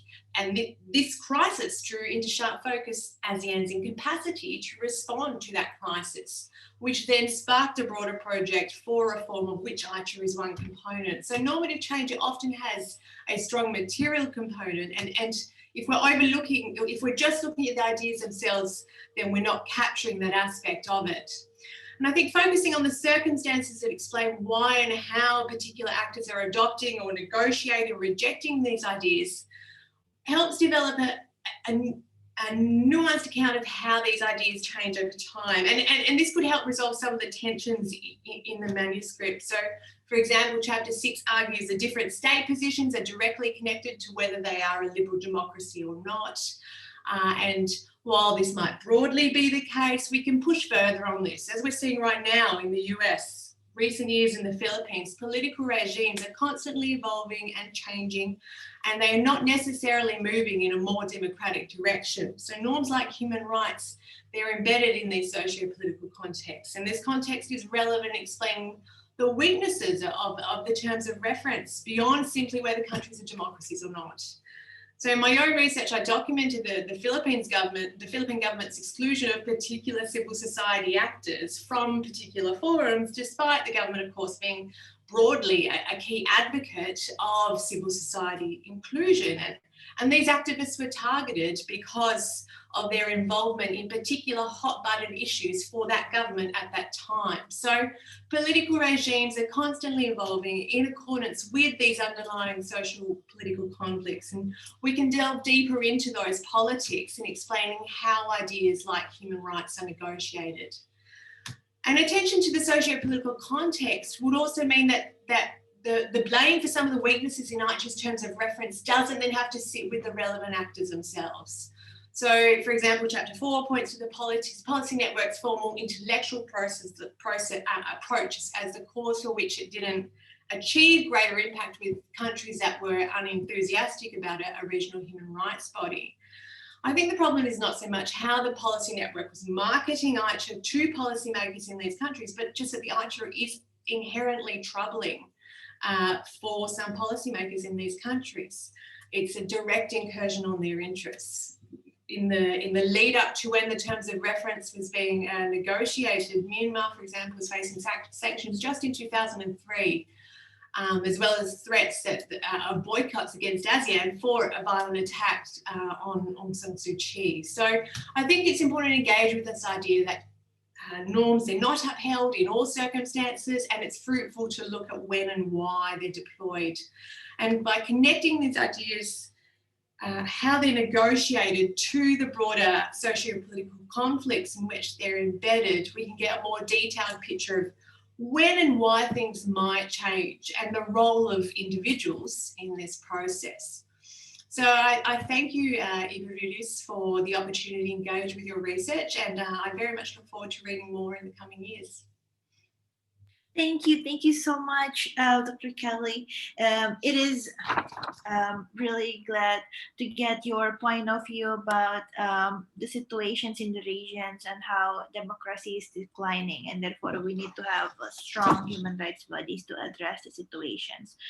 I think it's very important to also took note that everyone in the webinar is invited to fill the question and answer box. If you see on the bottom of your screen, there is Q&A box where you can submit your questions, because after 2 more discussions, we will have interactive sessions with all the panelists. And I'm sure everyone who are participated here also have extensive working on ASEAN and human rights issues, and therefore have a lot of burning questions to the panelists.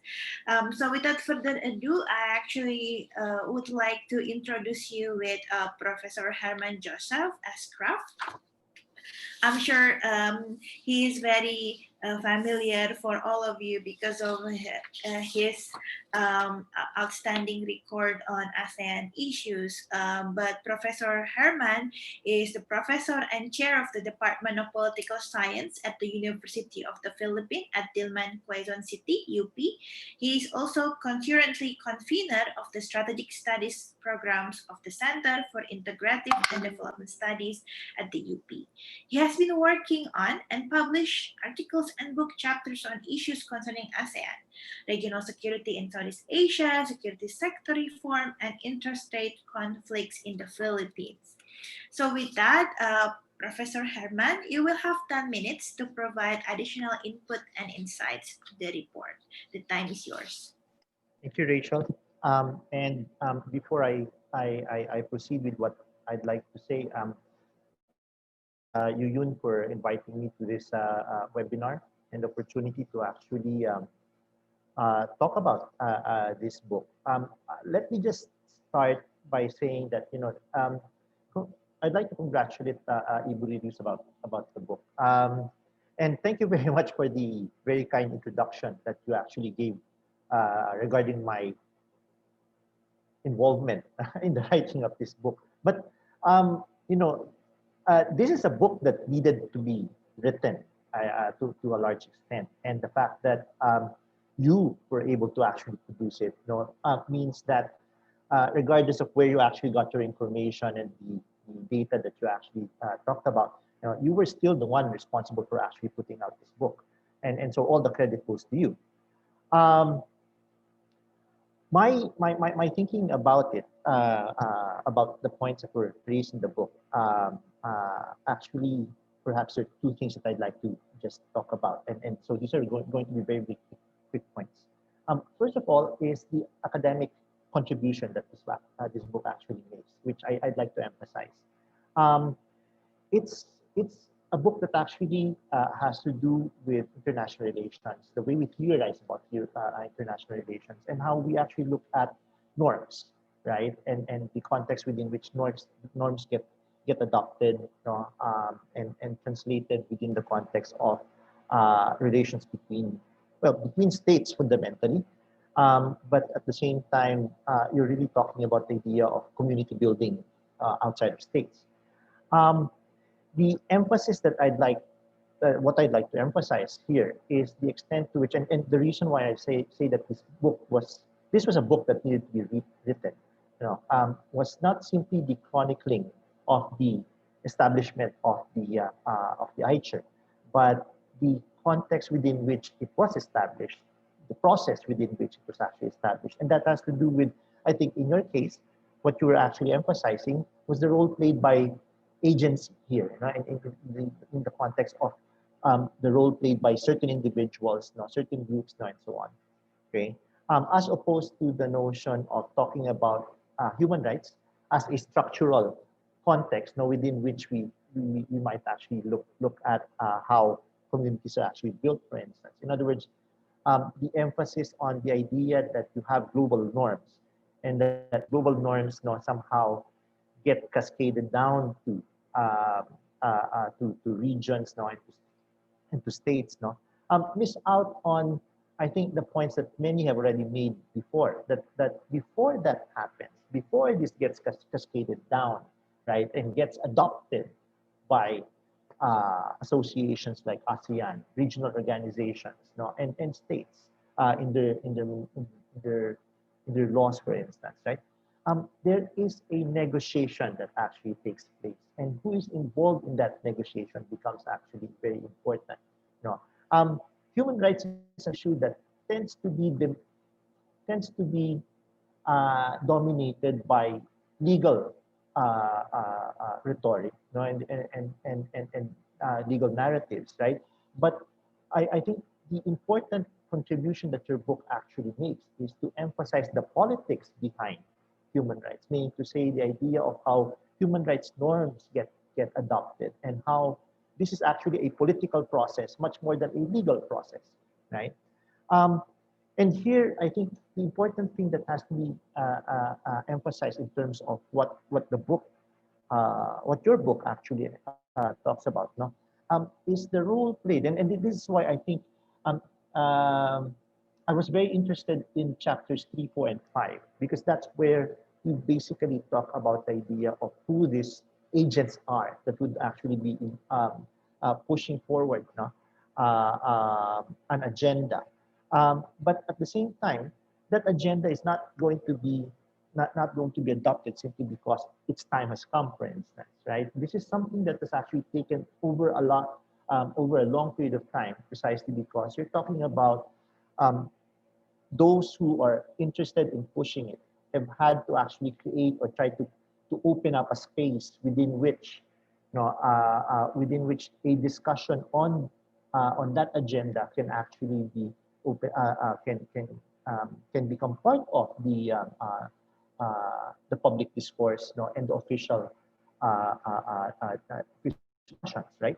And I think going back to something that Kelly was mentioning about the idea of the question of what of the nuancing of why certain norms get adopted when, you know, and how, you know, and it's really a question of um, the extent to which your agents, right, and in this case the individuals, your norm interpreters, you know, are actually able to negotiate that space, to open up that space within which these norms can actually be discussed, you know, and to a certain and and eventually to be adopted within a particular political space. Now, that's not to say that this process is always going to lead to change or to transformation, to the adoption of these kinds of norms, right? And so it's actually interesting to find out precisely that process of how, and then the context within which that process succeeds, no, and or in many cases, no, it doesn't, right? So I guess the important contribution that this book actually makes, I think, is in emphasizing agency, right? Who's the role played by certain individuals, by certain groups now in actually promoting uh, uh, norms, and how the promotion of those norms eventually lead to the establishment of institutions like ICHR, for instance. But I think um, one thing and I think you've got a lot of recommendations about a second book, right? That's already been made in this webinar, and I think that's not a bad idea, right? But if there is going to be a second book, or maybe for further research, right? It's the question of of looking at how your norm interpreters, right? And I think this is where, precisely because the book talks about norm interpreters, right? And the role played by individuals, then there's a tendency to de-emphasize, the context within which they have to actually, play that role that you've actually mentioned. Meaning to say that not just because norm interpreters are there doesn't necessarily mean that global norms get to be successfully introduced. So the question is, when, how, what are the contexts within which this succeeds? In other words, perhaps one thing further analysis of what you've actually studied, what would show would be there were opportunities, structural opportunities that actually existed. Kelly mentioned, for instance, the events like, for instance, the financial crisis, the Asian financial crisis, right? Which, and it's this kind. I'm not saying that we have to wait for disasters to actually emerge before your norm interpreters can actually succeed in what they're trying to do. But you can't downplay the role played by structural conditions, right? ASEAN doesn't just suddenly open up, the non-interference rule simply because, right? In other words, there's a context within which those things actually suddenly open up, and they're not just about sometimes they're not. Well, we can emphasize the politics behind it, the negotiations that take place. Sometimes it's not just those, right? In other words, as economists would refer to it, exogenous variables, and then they come in, and suddenly, create the space within which opportunities actually arise, where your norm interpreters could actually do things. So, in other words, I appreciate what you've done as far as trying to write about the process within which, or that was responsible for eventually the establishment of the ICHR, and the role played by politics within that, particularly the actors that were responsible for creating that political space. But at the same time, I think there's more space for us to look at the interaction between your actors, as well as the context within which they're trying to negotiate that political space. And I think many people, many panelists have already mentioned or pointed to the idea that, look, we can't just dismiss certain certain lost opportunities, by talking about the idea that, well, they're not democratic. That's why, right? Because a lot of these things are about negotiating that political space, right? And I think that's the important thing that your book actually thrusts before us. That when agents are involved, they're the ones who are responsible for opening that political space, for trying to create that context within which change and transformation actually becomes possible. And part of that and part of the politics is finding their counterparts on the official side, right? Meaning to say that you're talking about agents on the official side who can work with you in trying to actually create that political space.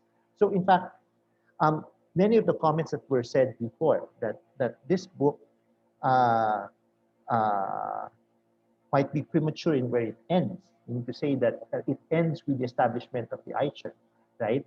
And we're now interested in, okay, after the establishment of the ICHR, what has happened, right? To what extent can we actually say that human rights norms have actually been cascaded down within ASEAN? If we are still making excuses for members of the ASEAN in terms of why certain norms still can't be pushed, why we should actually find common ground. I mean to say, working on certain norms that are common to all. Rights of the child, rights of women, for instance, and so on. If we're still talking about these things, then obviously that space is still ripe for continued negotiation and opening up, right? And that's the role that's going to be played by your norm interpreters. And so I think what we might be interested in finding, and I think this is where the academic in me finds interest in this, is theorizing about precisely this interaction between structure and agency, right? The context within which agents can successfully push their agenda and why sometimes they're not successful at it, right? In other words, looking at what were the context, the conditions within which your norm interpreters were successful in pushing an agenda that eventually led to the establishment of the ICHR, right? Which might be the same things that we need to look at if we're going to push forward an expansion of the scope of the ASEAN Human Rights Declaration, for instance, right? Or an expansion of the scope within which human rights can be further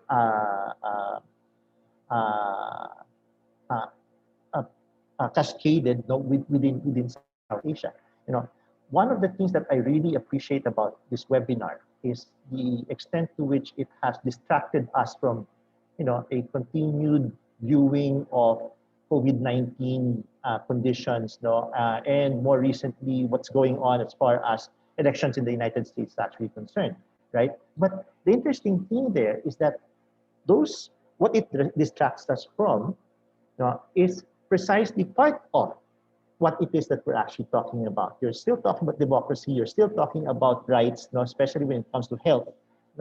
And so these are the things that I think becomes part of the continuing conversation and the continuing negotiations, which we might want to actually consider as to in terms of which directions or where we want to take this conversation on human rights, and therefore your agents, your norm interpreters, so where they want to actually push forward this conversation on human rights in Southeast Asia. So let me stop there, since really all I want to say is congratulations on the book. Thank you so much, Professor Herman. I think that's a very thoughtful analysis on what can be suggested as next step. And also, I think like all of the discussion are very keen, Mariris, to have the second part of the book. And I also put the pressure to Mbayuyun to finalize her research so that it can supplement the information that Mariris will obtain. So with that, we have our last discussant, Mr. Aung Kyaw Mo. I just realized that Mr. Aung Kyaw Mo is also part of the Obama Foundation's Asia Pacific Fellow, and I think with us here, one of the participants, Disa, is also joined us, and she would like to say hi to you, Kyaw Mo. So Kyaw Mo is a peace builder, humanitarian worker, and human rights advocate who has worked with diverse international NGOs over the past 14 years. Today, he is the founder and executive director of the Center for Social Integrity, which he established in order to promote social cohesion in the most fractured regions of Myanmar, Northern Rakhine State. He is actively advocates for the resolution of the conflicts in his region and country. And with that, Aung Kyaw Mo, I would like to give the floor for you to provide 10 minutes insight of the book or even beyond, so that everyone are familiar with what happened in the Northern Rakhine State. Time is yours.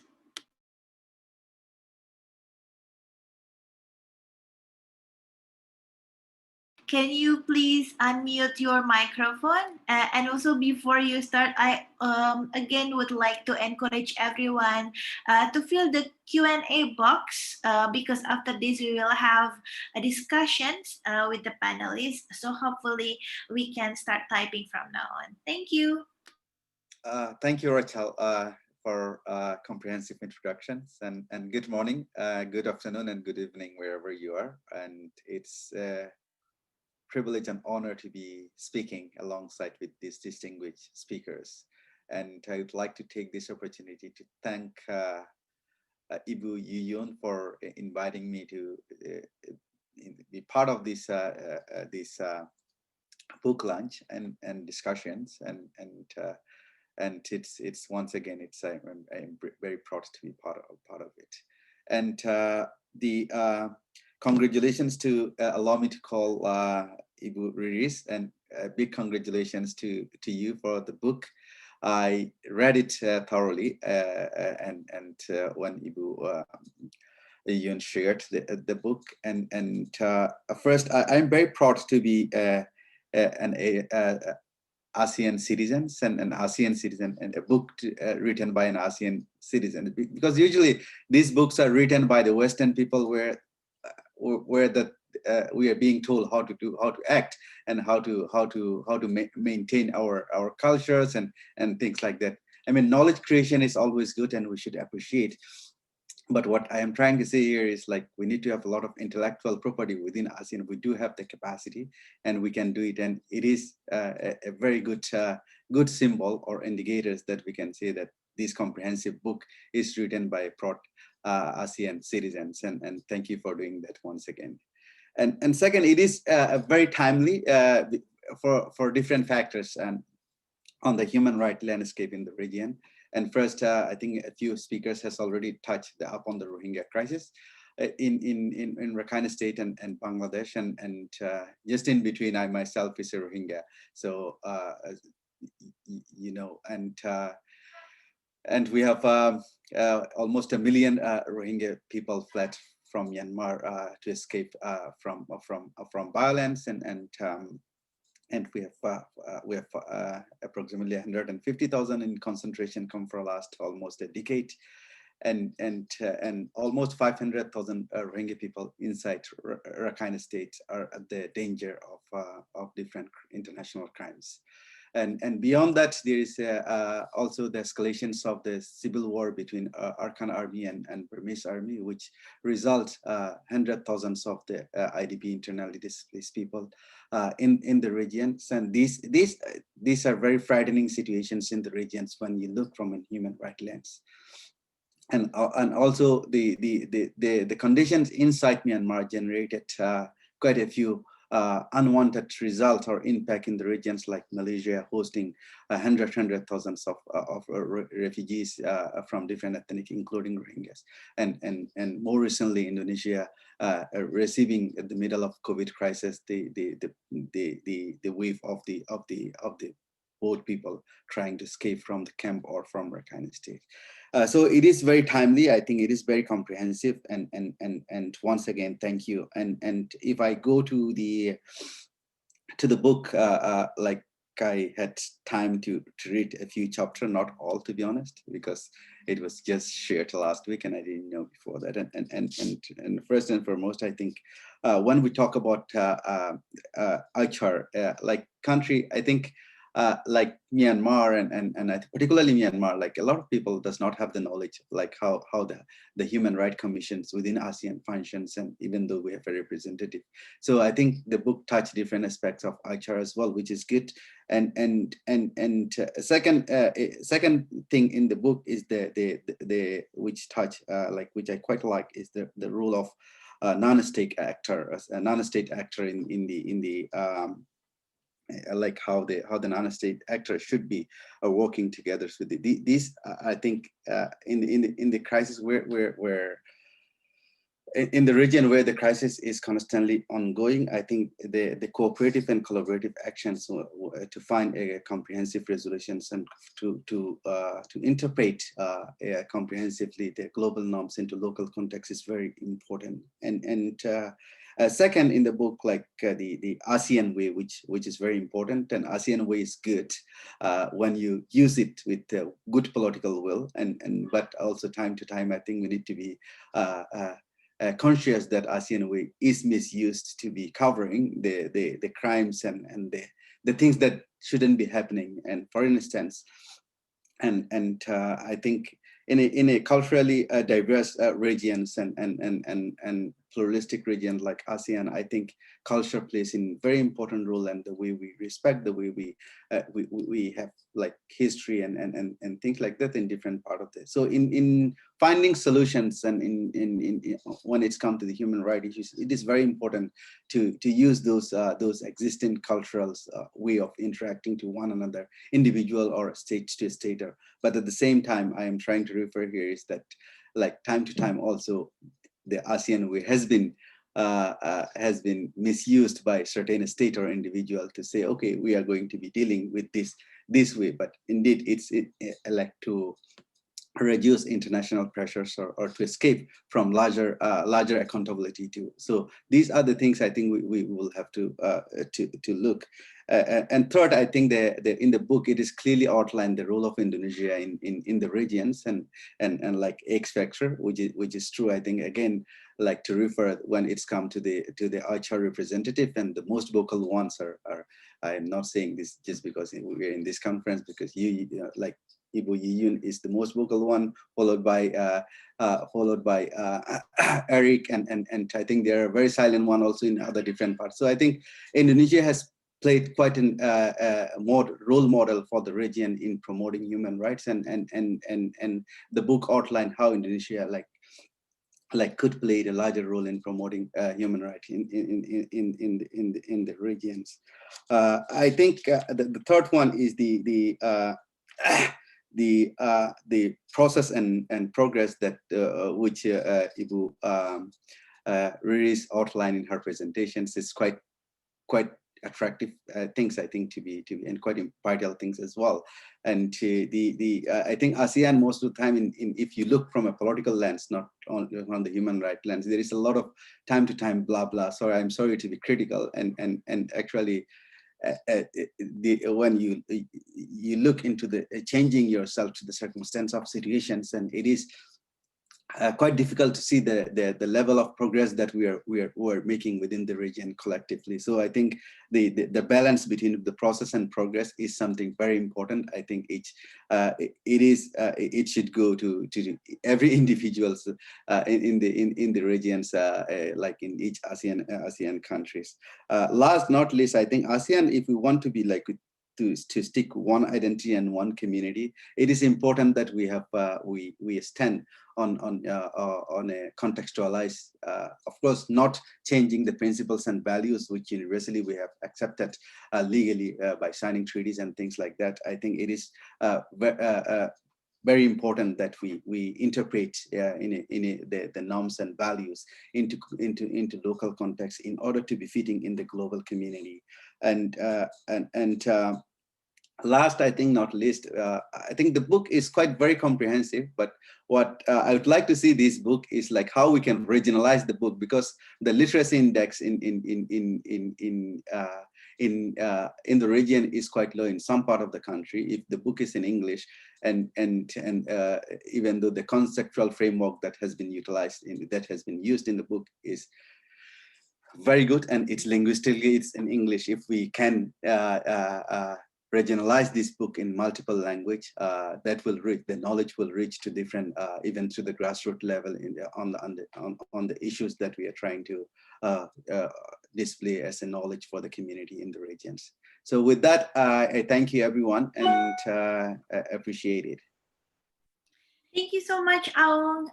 With that, so I've been informed that Para Fendi has been joining us. He was the former AICA representative to Indonesia, or I should say the first AICA representative from Indonesia.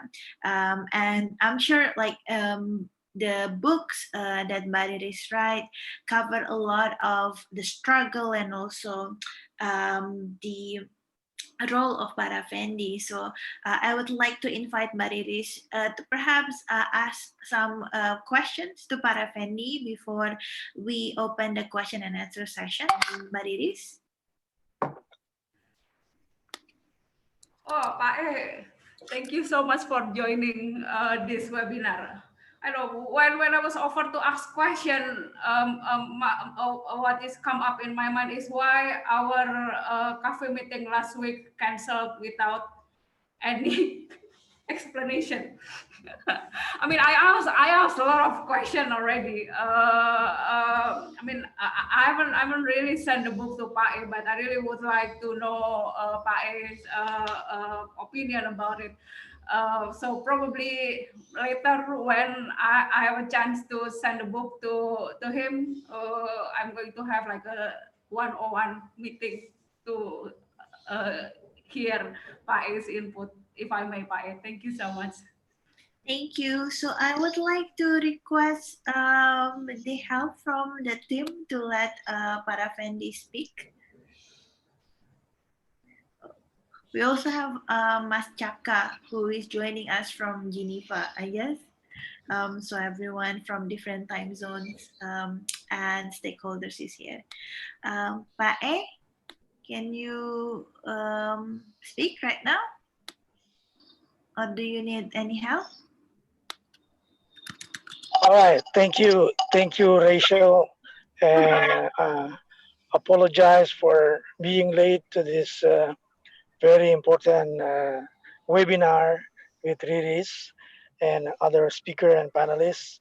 Yeah, there was something very hectic happening the last week, so now I'm already in another city in Malang, just arrived. So I just got into this meeting actually after landing. Well, then it's very difficult now to jump in immediately to the question from Riris, but I can recall, what I can recall is when we were discussing about the book, when she wrote these books a few years ago, and I had a chance to meet her personally in Warwick in UK. That was quite challenging. I mean, challenging means to get more references on the process of regionalizing human rights in the context of ASEAN. And I'm really glad that Riris was able to finalize the book, and I think this book will be one very solid consolidation of information on how the 10 member states of ASEAN, with diversity of political contexts and cultural, socio-political context, is actually evolutionary, trying to adopt, accept, accommodate the international human rights norms, using the region as a means of cooperations. So there are a lot of challenges in the future, but this book could be one of the very solid reference to take further practical, how do you call that, way forward in making some breakthrough in setting the trend in the process of cooperations on human rights. So I think I stopped there for a while. Thank you, Rachel, for giving me the opportunity. Thank you, Pa. And I hope that you have fun while stay safe in Malang. It's been a challenging time to travel, but I applaud your commitment to be able to work outside. With that, actually, we have like two questions in the Q&A box. First question is about how and what AICHR will do to address the Rohingya refugee issues, in particular, whether it is possible to have a training and skill development of refugees. And second question is on whether domestic political and cultural capacity of ASEAN respective member countries is affecting on how AICHR would be playing the roles and functions as the agent of change, and what are the strategies that AICHR would adopt to push the changes expected. I think like majority of the question is targeted to the AICHR reps that we have here, Mayuyun and also Eric, but would be also good to hear from perspective from academicians. We have Marie is here, and also Prof. Herman is also here, and practitioners from journalists or CSOs. So I would like to open to the panelists to respond to the questions in the Q&A box right now. And then after that, we will request the participants to raise their hands so that we can unmute your microphone and share your direct questions. So anyone would like to respond to the questions about Rohingya and what AICHR will do about it, and also the strategy that AICHR would adopt to push for the changes expected, given that many of the countries in ASEAN are saying that human rights are Western-dominated ideas. Can I answer? Yes, please, Ma. I would like to start with the latest question in relation to how this context of COVID-19 challenge the interpretation of global norms. Well, actually, COVID-19 pandemic brought us a different nuance of human rights in terms of our attention is more on civil, economic, social, cultural rights rather than civil political rights, unlike before. Before COVID-19, whenever we talk about human rights, something come to mind first was about civil and political rights. But now with the COVID-19 context, people more and more pay attention more on right to health, right to livelihood, right to work. So COVID-19 re-established the attention to economic, social, cultural rights, and this is something that are not new for ASEAN and also for AICHR. As reflected in the 5-year work plan, we also have a balance between civil political rights and economic cultural rights. Despite the fact that in the time of drafting it, we did not anticipate that COVID-19 will be in this severe. But yes, I think some of the human rights in the context of COVID really changed the way we perceive the rights, and that's require global norms. And so, for instance, like in relation to a discussion of public health emergency, ASEAN in the comprehensive recovery framework talk about how to have a portable social security for migrant workers. So this is something that we continue talk about it in response to the lack of services and the lack of health support for migrant workers. So I think this is this is not only a global norm. This is I don't think it is an SDGs. It is mentioned on universal health coverage, but the trend of making it portable is something new, and it is now discussed all over the world, not only in ASEAN. And I'm happy actually ASEAN responded positively on how we can equip migrant workers with portable social security. I don't know how it is going to be, but now it is discussed.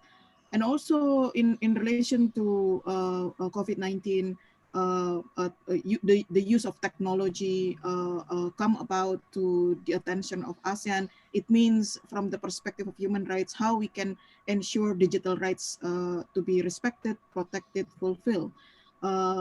Despite the fact that digital rights is not yet defined clearly. So I think in this situation, I cannot say about global norms, regional norms, because I think governments in ASEAN try to respond to problems that citizens are facing, regardless who are the owners of the norms. But some of the because a number of governments in ASEAN also participated in a number of conversation at the international level, and ASEAN continue to emphasize on multilateralism as expressed by our minister Ibu Retno. So so perhaps in this time there is a thin thin differences between what considered as global norms and local norms, because I think the situation push us to not to recognize that kind of division, but rather how to use what we have now to respond to problems. So I'm not sure about this weather challenges, but I think as of now, in the situation of emergency, governments try their efforts to bring about some possible support for their citizens in their own ways. Before going to the refugee, but I would like to answer what Mbak Riris earlier mentioned, that when I was civil society, I keep calling ASEAN as toothless, whether I still calling it now. There in advocacy, there are different ways of presenting the ideas in front of public and behind the conversation. Despite the fact that I continue mention about toothless, but at the same time I continue to knock the door. You know, so it means that saying the toothless to Aicher or to ASEAN in that time, not necessarily making my step or my role withdraw from the advocacy. It is only to say or to emphasize that that with this kind of mechanism, actually we cannot address a lot of problems. But I keep knocking the door together with Pak Rafendi, and also I was with Forum Asia and Sapa Task Force in that time. So we keep knocking the door because we hope that this kind of toothless mechanism having a tooth to be able to bite on human rights violation. And speaking from the system of sitting from the system now, I see more and more opportunities if we recognize. That is why Mbak Riris, a lot of people ask you to read the second book. What happened after 2009 until now is already 11 years. So there are a lot of things happening in Aicher. And yes, Aicher will move very slowly, but it is not impossible. It is always possible. But of course, with its own pace, context, and speed. As your book have eloquently mentioned about the different regime, and they continue change from time to time. Those who are so in the book of the making of ASEAN Charter, what is the the former foreign minister of Singapore, Tomiko, mentioned about 3 camps. now perhaps the three camps are still exist, but the members of the three camps change according to the change at the national level, at the domestic level. And as you can see, the domestic politics continue to change, and that is why it changed from time to time, and also it changed according to the issue. Certain issues, suddenly one country moved to the other camps, and that's how I think the dynamic inside ICHR becoming more interesting to follow, because you always never know where it goes, and the role of the actors like myself inside the system and civil society outside of the system is to show ASEAN or ICHR the way. This is the path that we want. Regardless some changes, this is the path we want. As a citizen of this region, this is the path that we want. So that's I think some of the role of the actors can contribute to the process, or belonging as an expression of belonging to the regionalism project in ASEAN. So I changed. Well, I did not change. I think I still have a hope, even before I joined ICHR, and now joining ICHR. Maybe after finishing my term, I still have a hope, but maybe the discourse I mentioned will be different. But the fact that I continue engage with ASEAN or at ICHR express that hopefully toothless. What Michelle Basele mentioned about what is the language, Eric?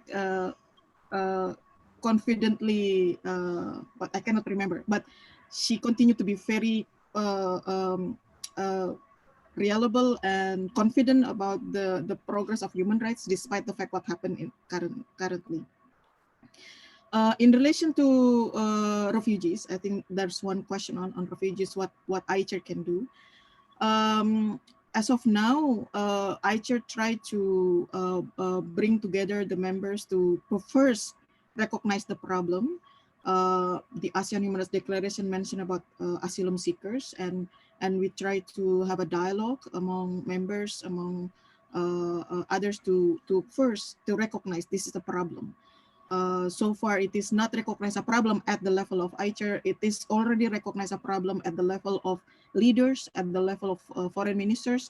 As you can see in the chairman's statement and joint communique, the issue of both people also mentioned.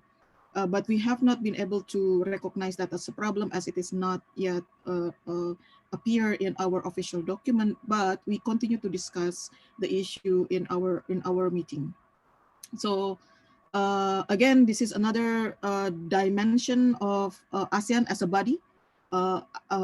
The more you are in the system, the more you cannot see ASEAN as one, but rather each sectoral body has its own dynamic and ways of how they can recognize the problem.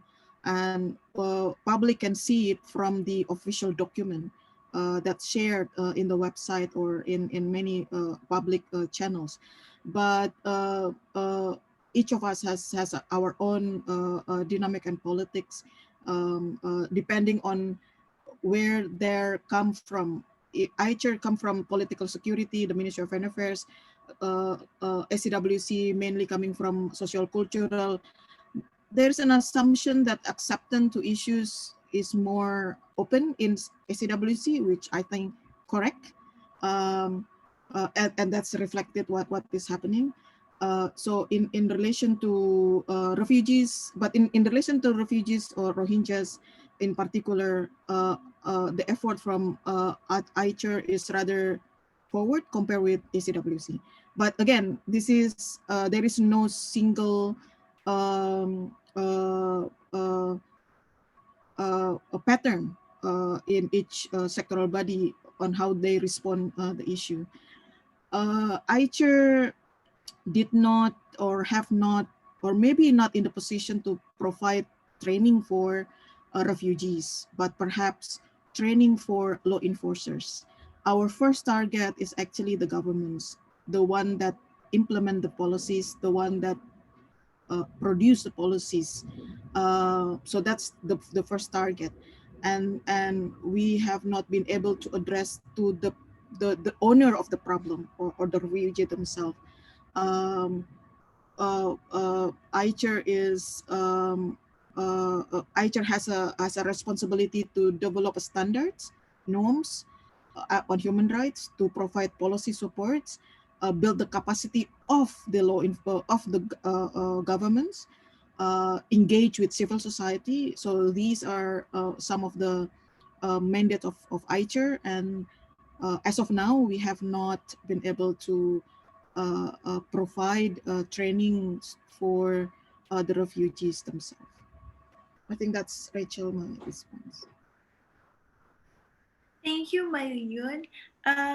Also, we saw like overwhelmingly congratulations for Mariris for the book launch. I think everyone is very excited that finally we have Global South academicians that issuing a book about ASEAN issues that very dear to our heart, but unfortunately have not been documented properly.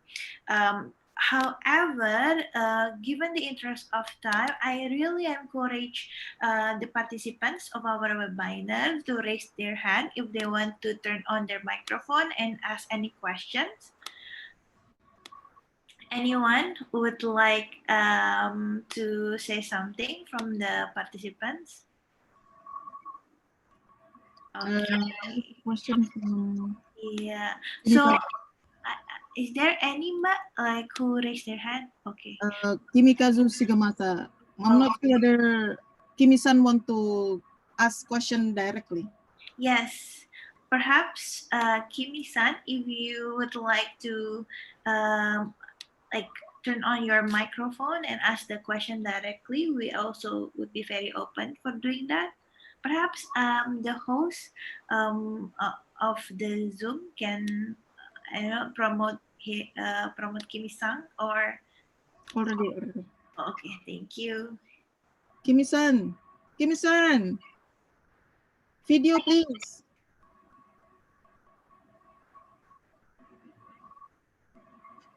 Or perhaps if video is too intrusive, we can request you to turn on your microphone. Also, Anthony Langloa ask question. Thank you, Rachel and Young. And may I talk something about the book Ibu Arelis wrote recently? As academics, I'm very appreciated your work. And very briefly, your work has touched on human rights diffusion's aspect only. And after 2009, as many speakers talked about, the issue involved not just norm diffusion, but also norm contestation. So when we look at the making of ASEAN human rights declarations, of course, Lapendi and all, Aisha reps actually discussed and had heated negotiations on that over the meaning and the interpretation of what our human rights norms are. So if we, as academics, we need to both incorporate both norm diffusion and as well as norm contestations. So I'm doing the same research project, and we can mingle up somewhere after the COVID-19 is over, hopefully very soon. Thank you very much, Rachel. Thank you so much. So perhaps Mariris, would you mind to respond on that? Yeah. Thank you so much for the input. I think you really touch the main problem about at one side it should be norm diffusion, and at the other side it should be like norm contestation. I think in this book I try to play a middle ground. That's why I suggest norm interpretation. And then when we talk about the concept of norm interpretation, I think I really try to accommodate both idea, the need for the region to really adapt the global norms, and at the same time to really still accommodate the local norms and all the discussion that happen in between. Yeah. I have to acknowledge that when I use the term norm interpreter and norm interpretations, it's really focusing on the construction of the new regional norm, which is somehow limited only to the TOR. So the HR term of reference is the output of norm interpretation. Of course, it is debatable. I mean, how can, for some, human rights norms should not be a framework as simple as TOR, for example. But I'm glad that at least Ibu Nam Huang agree that the TOR itself is a regional norm on human rights in ASEAN. Yeah, so yes, again, there is a lot still to work on if we want to really discuss about the push and pull between norm division and norm consultation. And yes, I think I agree we should meet to discuss this further. But and Rachel, if I may, I want to really respond to all the input that has been given to the from the Okay, thank you so much. So yeah, thank you so much for the input. He's like Eric has said that yes, it is very Indonesian centric because most of the probably I talk more to Indonesian respondent than than other respondent from other region. Ms. Nam Huang talk about so what. Interpretation, modern institution building, acknowledgement of other regional norms, and then dynamics between international, regional, and local actor. And then yes, about branding, Kelly mentioning about why, how, when, nuance, dynamics. Professor Herman talk about considering political process and the structure, not only focusing on agent. I completely agree. I completely agree with all the input and actually I realized this problem from the very beginning as I start to write on this topic. I think this is the danger when we work on ASEAN. It is a danger, and at the same time, it is a challenge if we work on the topic of ASEAN when there are a lot of uncertainties. When we cannot when what happened in the region cannot really rely on the system regulations mechanisms. There are a lot more happen beyond that material thing that we need to consider. Like for example, we know that a decision making happens through golf course, to karaoke, to eating durian, things like that. Decision making happens more in an informal settings that cannot really be explained from a mainstream framework perspective. That's why there are a lot of when, there are a lot of where, there are a lot of nuance, there are a lot of processes, and there are a lot of dynamics that really can explain what happened, and the output and the explanation will be different. So I think why it is the dangers in studying ASEAN, because at the end we just have to choose, especially when we are limited by time.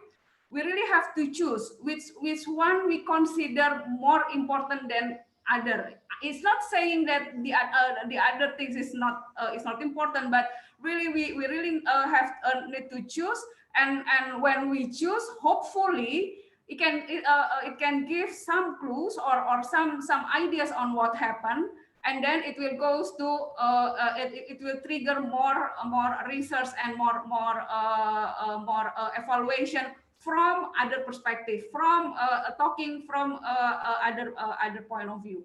So yes, thank you so much of all the input. I couldn't agree more on that, and I know that is I think is our homework. Our homework to write more, to study more about this region, and whether there will be second edition or regional rice book with different language.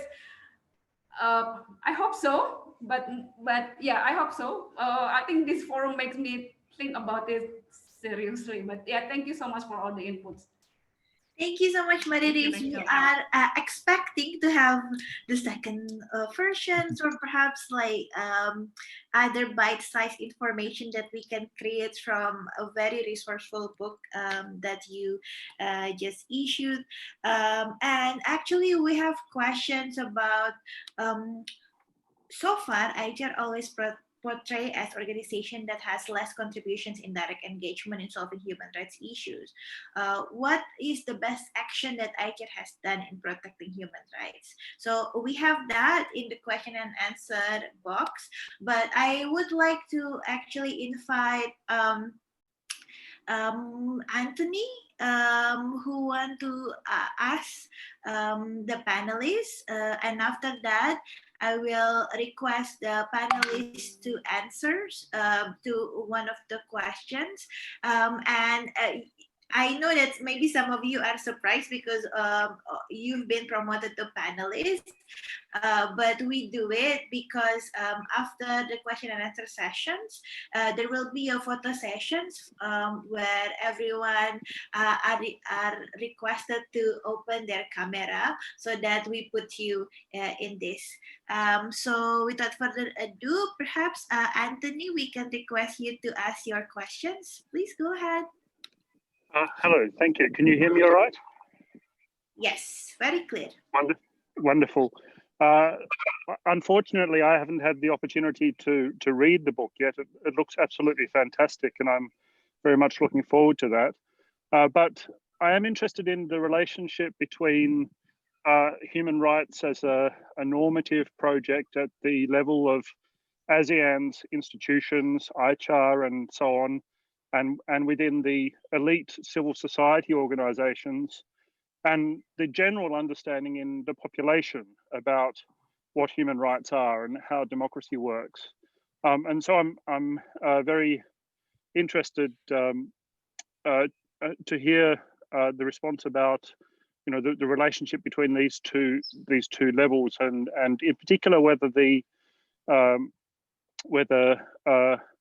Ibu thinks that the development of ICHR and the subsequent human rights regime has been developing or changing an understanding of human rights at that ordinary person's level. And then I was interested in how that connects back to the questions that you or the comments that Yuyun made earlier about the way in which COVID has turned some of the discussion about human rights to economic and social rights rather than political and civil rights. Once again, congratulations on a fantastic achievement. Thank you. Sorry, before I request the panelists to respond, I was being notified that Daniel Awigra from Human Rights Working Group would like to ask questions. So, Mas Awi, the floor is yours before we move to the panelists. Thank you so much, Rachel, and congratulations for Mariris for the fantastic book. Yeah, I'm sorry I don't have not really reading finished yet the book, but I'd like to ask you about the because it is dealing with the ICHR, and at that moment when the research started is around 2009, and it was how do I say, like there is like high level panel where there is an actor of individual actors who really push forward the agenda of international human rights norm in the region. And what do you think about the other issues in the human rights in ASEAN? Whether the ASEAN can use this quote unquote similar pattern or no, while the ASEAN taking concern on the human rights issue. So I mean that when it becoming the ASEAN concern in taking ASEAN becoming part of regionalism, do you think that using the similar approach when like these current days, like the ASEAN People Forum take place in Vietnam? So what it is kind of matter of efficiency or effectivity. What kinds of effectiveness, you know, that civil society in ASEAN can really, you know, bring up the concern to shape the you know the human rights in ASEAN. So meaning that do you think that this approach, like when some groups, the elite group of civil society or some individual who really want to push forward the agenda of human rights can also be, you know, replicate in other issues in ASEAN, something like that? Thank you. Thank you so much, Mas Awi. And disclaimer as well, Forum Asian Human Rights Working Group, along with Mariris, is currently doing research to understand the effectiveness of ASEAN People Forum and like people's mobilization across ASEAN. So hopefully we can also share the result by the end of this year, hopefully. But with that, I would like to invite the panelists to perhaps like provide response to the questions from participants. And I don't want to pinpoint, but maybe Eric can start with the responses, and then after that, we can move to other panelists before we requested Mayuyun to provide closing remarks. Eric? Thank you, Rachel, and thank you for the questions. Well, I'd just like to say that the dynamics within the ICHR, it's always constantly changing and evolving. And what the first batch of ICHR representatives experience is different from the second and to the third. But I think what is also important is that despite the different dynamics, all these ICHR representatives build their work based on the work of previous representatives. So it's always constantly evolving. What was done in the first 3 years is further enhanced in the 6 years, the 9 years, and so forth. But of course, it's not always in a progressive linear manner. Of course, there are 1 steps forward and 2 steps backwards. But that's essentially how ASEAN works. It is a matter of making very hard decisions, tough compromises, and everyone is trying to look for avenues and areas whereby somehow we are able to work together. You know, as somebody who, you know, I come from civil society, as you know, and I've taken on some very tough issues as a lawyer and as a human rights activist. But as an ICHR representative, obviously, you know, some of these tougher issues would be impossible to be pushed forward, even though it's it's not lack of trying together with Yuyun, obviously. But that's just the reality of how ICHR works, and of course ASEAN works, and we just try to make the best out of it. We obviously receive a lot of questions regarding why ICHR isn't doing this or that, you know, regarding Rohingya, for example. But this is something to be expected. Obviously, atrocity crimes happening at the backyard of ASEAN is not something to be taken lightly, and this has been going on for decades. You know, and you know, if ICHR is truly a human rights a mechanism that promotes and protects human rights, then I think at the very least, I think we must be able to discuss the issue itself. But I think because of the consensus model, that has not been possible. But I think we also can see where you know, Myanmar comes from. You know, obviously, you know, you know, this is a sensitive issue, and at the very highest level, this issue is being discussed. And ICHR, you know, has been modeled, for a lack of better word, over the last 10 years to do promotional work.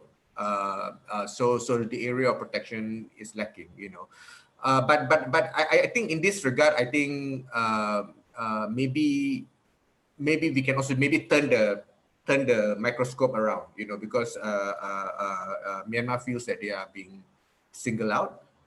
Can we truly really discuss human rights issues in other countries? If, for example, we were to say that, we like to discuss the pro-democracy movement in Thailand, for example, do you think Thailand would agree?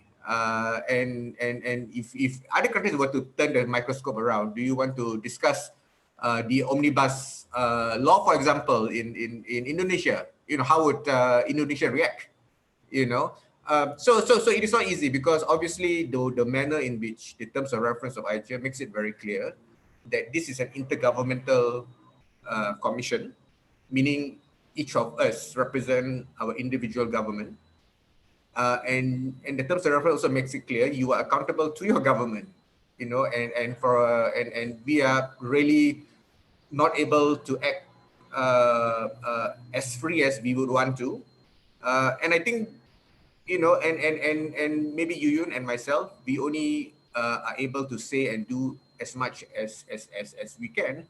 It's only due to our background and some of the freedom accorded to us by our respective governments. So this is individual basis and is peculiar to Indonesia and Malaysia. But as a whole, I think ICHR really needs to explore ways whereby we can try to really advance human rights issues, yes, at a very incremental level, evolutionary level, but I think at a much more stronger term, so that at least we can really discuss the issue. Thank you. Thank you. How about other panelists? Would anyone like to provide a very short, concise, and sweet response to the questions?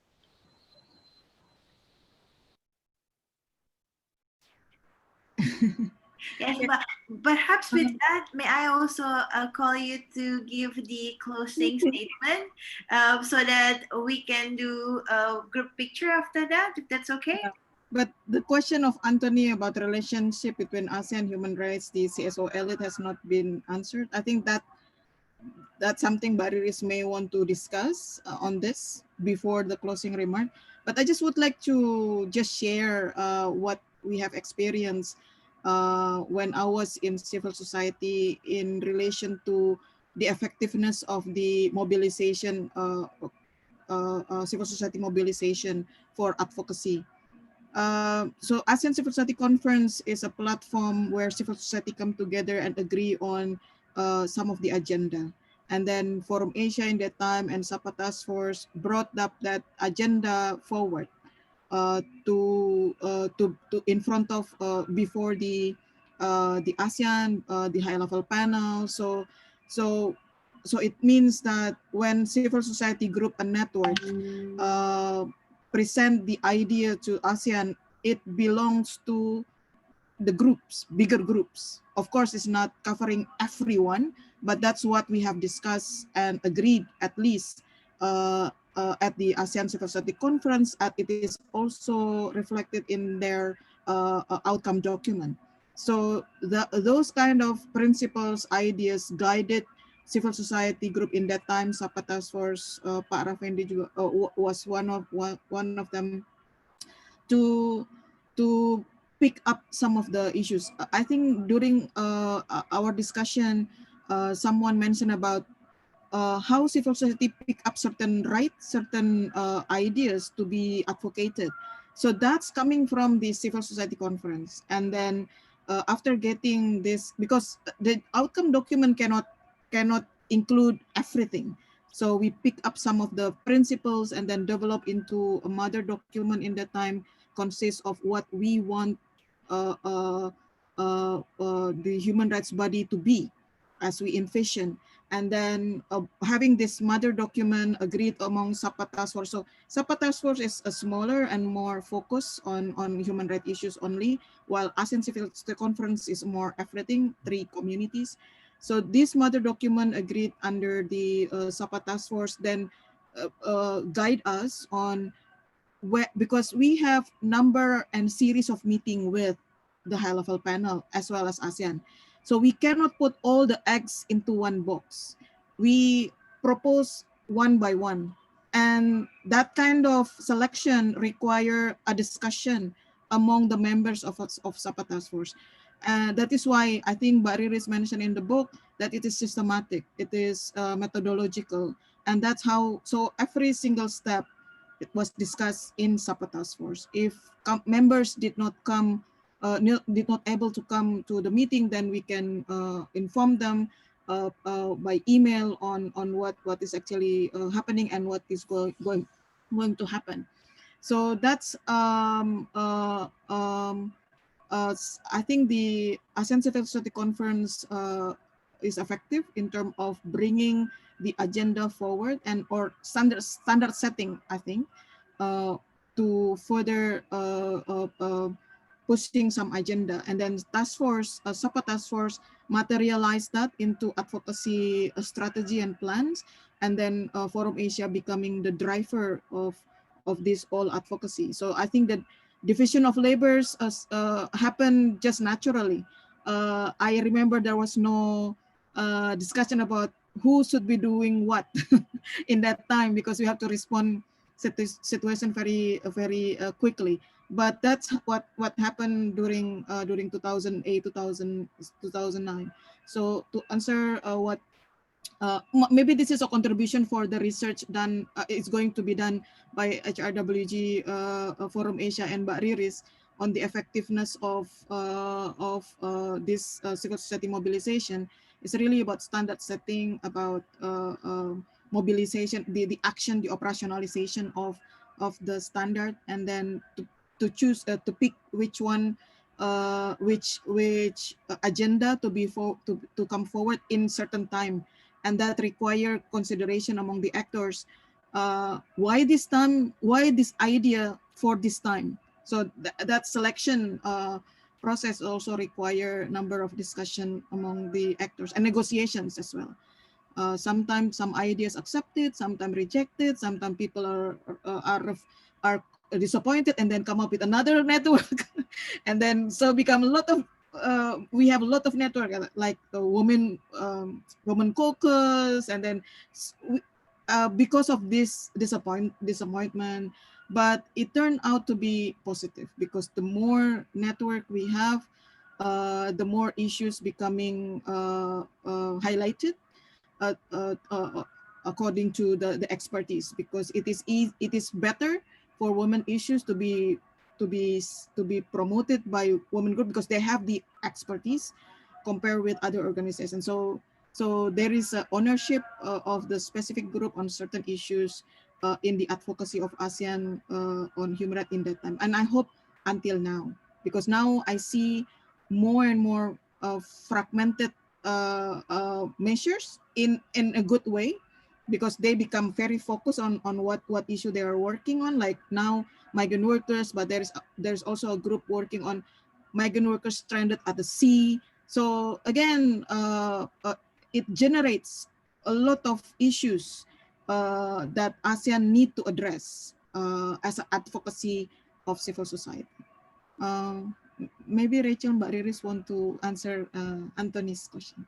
Okay, Mbak Yuyun. Mbak Riris? Thank you. We can see that how Mbak Yuyun is more lively when talking as part of civil society than as a HR rep. Optimistic and so on and so on. I think some part of Anthony's question has been answered by Mbak Yuyun. Yes, my research shows that there is a big gap between ASEAN as an elitist, that to quote term used by Anthony, and then human rights project more as populist project. Is there is a big gap, and what I try to prove in my book is that the gap is like being bridged by the agent, by the actor, by what I call norm interpreter.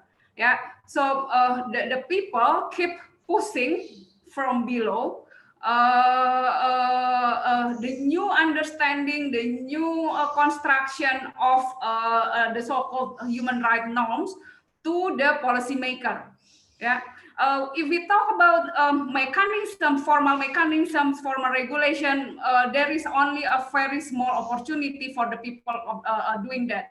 But my research shows that there are, I mean, our civil society is very creative. They create ways, they create, try to open doors. They do so many like different approach.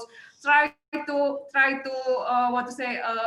introduce policymaker with the ideas of human rights, and try to democratize ASEAN bit by bit by the movement, by the informal way, through the discussion, through in some way like a demonstration, through even sending postcard, for example, to let the decision maker knows what is the inspiration of the people. Yeah, in my book I didn't say that the gap is fully bridged, but there is an effort to that, and there is also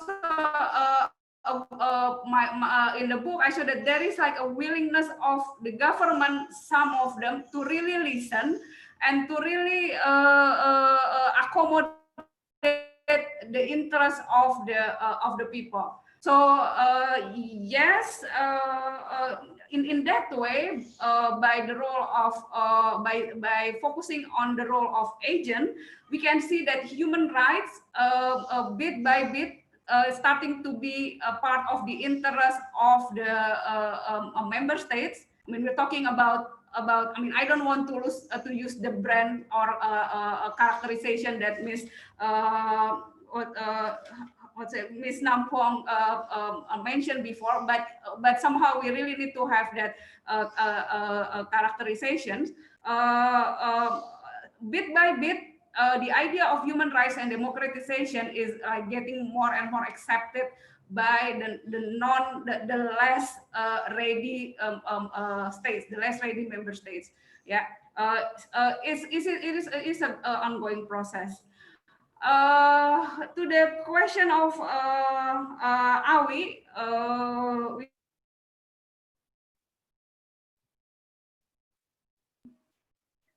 hello, Mbak Riris. We use exactly the same model to different case, because as context is very important. Who is the people is who is, yes. So, no, your internet connections are a bit choppy, so I think I lost you for a few seconds, but it's fine now. It's clear. Yeah. Shall I continue or yeah? Yeah. I'm sorry. My Wi-Fi is so unstable. Yeah, but I don't think we can really use the model as it is, because context is very important. Who is the person is very important. What is the background of the person, the agent is very important. What sort of structure involved in the process is very important. Yeah, so we can use the model as a starting point. At least now we have, like, if we want to say it's standard that we can refer to, but I think we should always open for some adjustment and adaptation depending on the context, the structure, and the agent itself. Yeah, and I think that's all from me, Rachel. Thank you. Thank you so much. So we are actually have a little bit of time crunch. It's already 11:27, and we scheduled to end the meeting at 11:30. So I know that some panelists and participants might want to say more, but I really encourage you to be in touch via email or even like WhatsApp. And before we go to the photo sessions, I would like to invite Bayu Yun again to give closing remarks, and then after that we will do photo sessions. Bayu Yun. Thank you, Rachel. Thank you very much, everyone, panelist discussion, Mbak Riris, and also for Rachel as moderator, and Pak Raffendi, who I almost, so initially we have Raffendi to talk, but then because of the schedule, then I remove his name in the program.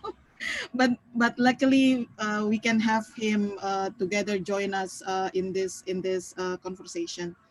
Well, again, this is a very lively discussion. I thank you. I thank Mbak Riris very much about this. This is as echoing what the discussion has said earlier, that this book is very needed. We need to hear more and more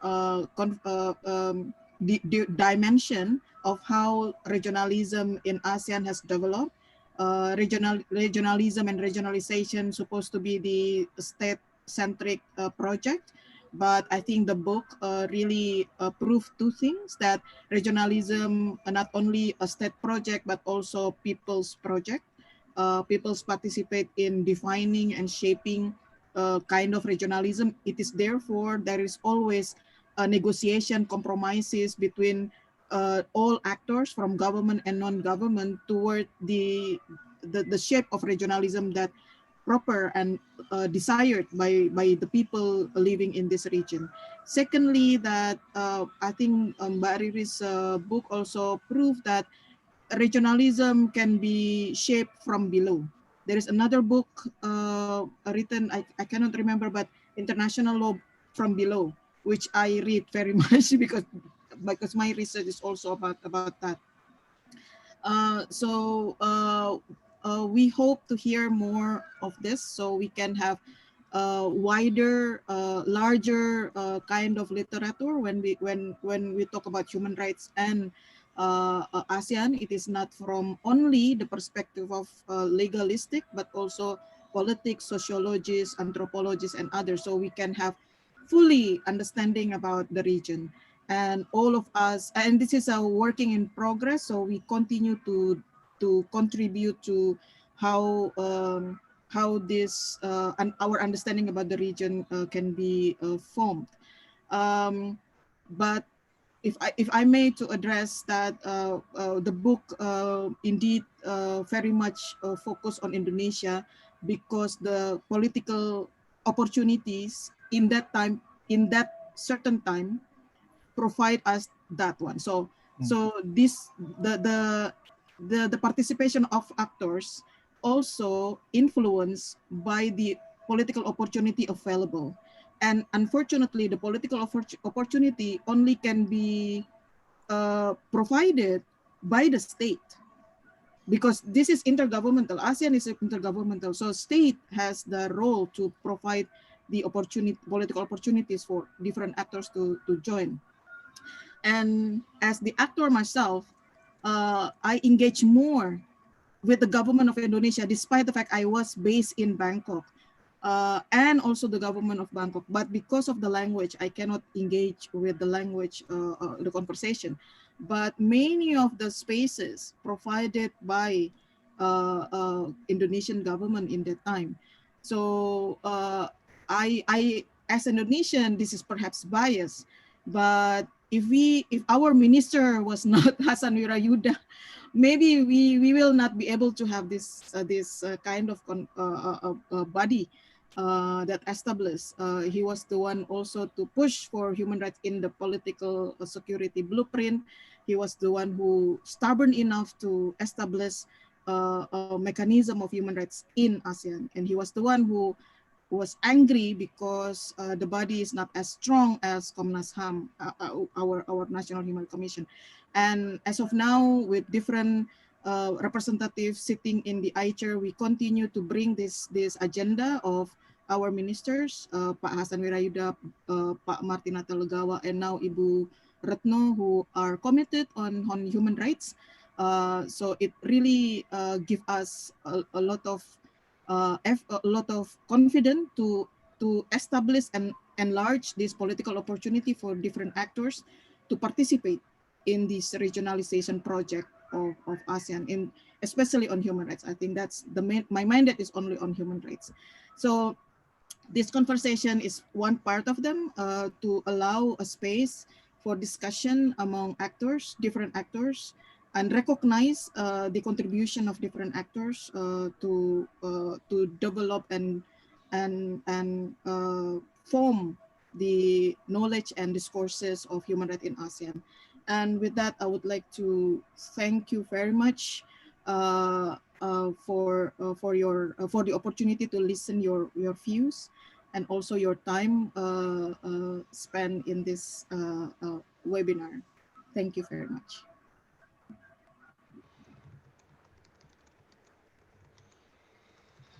Oh, picture. Bayun. So yeah, I hope everyone can turn on their camera so that we can do a group photo. Please turn on your camera, but if you don't feel comfortable with doing that, it's also okay. You don't have to do that. And Bayuyun, the ICHR team will take Yes. shot of the. Okay, so perhaps you can lead the photo taking. Yes. Yeah, okay. I can do screenshot now. Okay, Bu. Yeah, 1, 2, 3. Again. Second page. Oops, second page. Okay. 1, 2, 3. All right. Okay. Thank you. Thank you so much, Mayuyun, and I would like to say thank you for all the panelists, discussant, Bariris, and ICHR Indonesia who organized this. And with that, perhaps Mayuyun can share how we can obtain the PPT, and then also what's the next step after this. Okay, so we are waiting. We don't have the PPT, but Mbak Riris promised to send the PowerPoint presentation, perhaps in PDF format, Mbak, to make it easier to send to email. So we have your emails when you register to this webinar. And what else do you need? The book. The book. You have to ask Mbak Riris, because I cannot distribute the book. That's violating Human rights. I think some question about how to obtain the books. How we can order it, Mbak? I think it's through a paragraph website. I can share the link in the chat box now. Oh no, not yet. Wait a minute, please.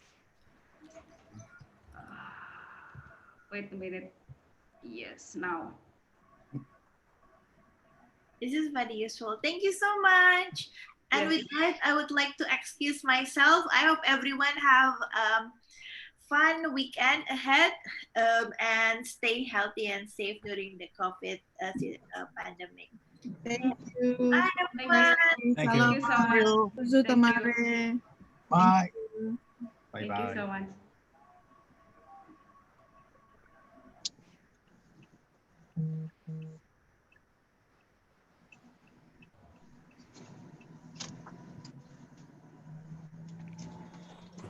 Thank you, bye.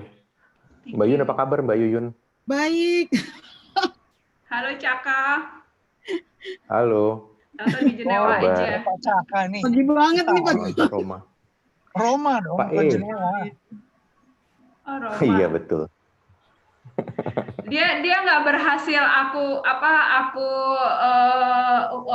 yakinkan untuk nge-share dokumen.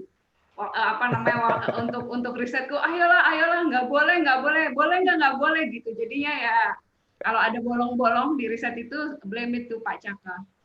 Oh, Iya. oh gitu. Okay, now I know who to blame.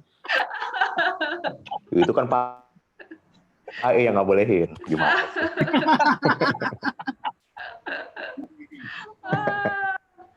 Ada Tama juga nih. Ini HI juga nih. Halo Tama, are you there? Hai Mbak, apa kabar? Baik. Thank you for sharing. Ada- It's insightful. Iya. Halo Mas Eka. Tama Mas Caka Halo nih nih, Wak. HI UI juga loh Tama. Iya, of course. Kan di sama direktorat yang lalu. Oh iya benar. Welcome ASEAN. Irwan kemana Irwan? Udah kabur? Iya kayaknya. Udah off Pak Caka, apa kabar Pak? Oh, halo Via, apa kabar? Baik.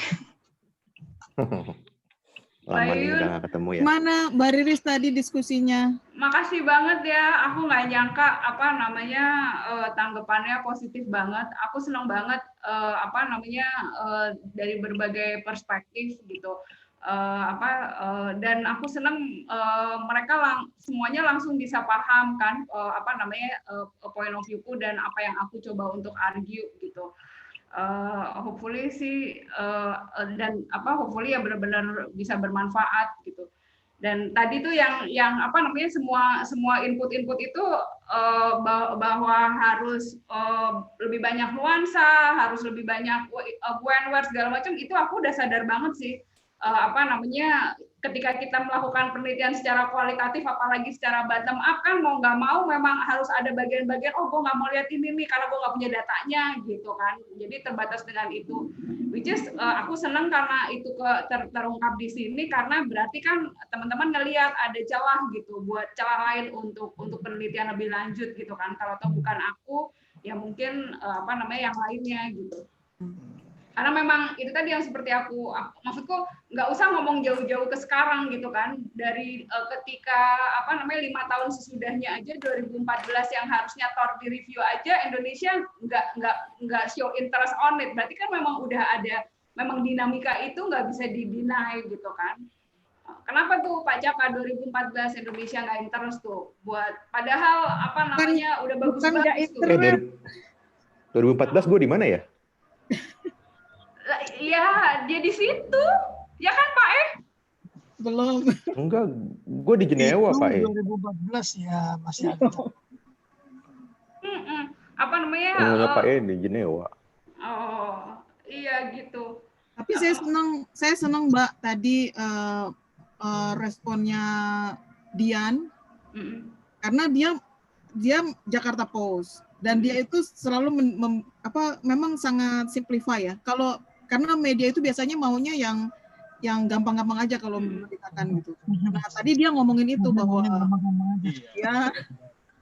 dia siapa tuh Pak E bawa media ya Pak E. Wah, ada orang media di sini, ada orang media. Ada orang media. Jadi ketika dia baca bukunya, karena bukunya penuh dengan cerita-cerita di belakang ini, di political dynamic, jadi dia lebih punya banyak perspektif sekarang. Iya. Jadi bukan hitam dan putih. Nah dulu itu memang yang memiliki perspektif yang agak lumayan itu Mas Media Tama. Iya. Ininya. Iya, dia kuat banget. Jadi dia juga suka kesel sama ASEAN, tapi dia tahu latar belakangnya gitu.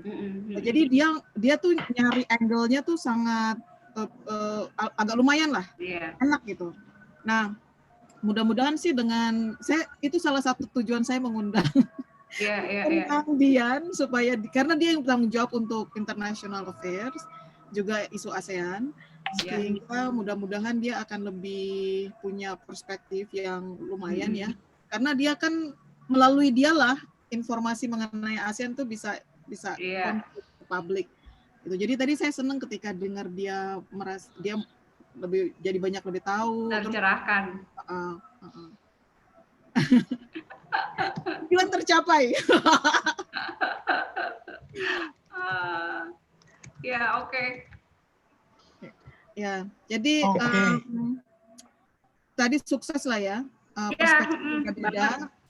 Terus juga kalau menurut saya mereka berusaha untuk nggak spoiler, tapi juga berusaha untuk balance antara diskusi, substansi dan tidak spoiler.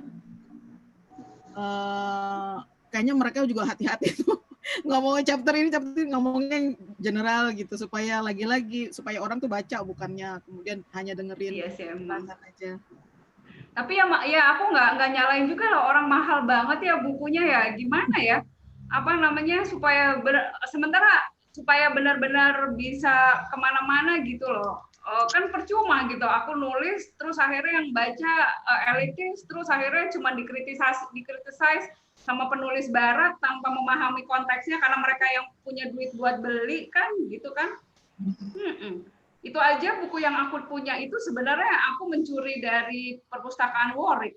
Karena Warwick udah beli, bisa di-download semua, aku akhirnya download. Sebenarnya aku juga nggak punya itunya apa namanya PDF-nya. Jadi aku kasih-kasihin itu sebenarnya aku juga mencuri juga, tapi ya gimana ya? Dulu waktu pertama kali tanda tangan kontrak aku nggak kebayang sih bahwa ini akan influential. Jadi waktu disodorin aku iya aja gitu, merasa belum punya bargaining position kan untuk tawar menawar gitu, untuk sombong siapa gue sih gitu kan. Terus sekarang baru nyesel, ya udahlah ntar paling aku pelan-pelan aku PDF aku sebar-sebar aja, nggak apa-apa lah gitu. Elektronik filenya juga mahal ya? Apa?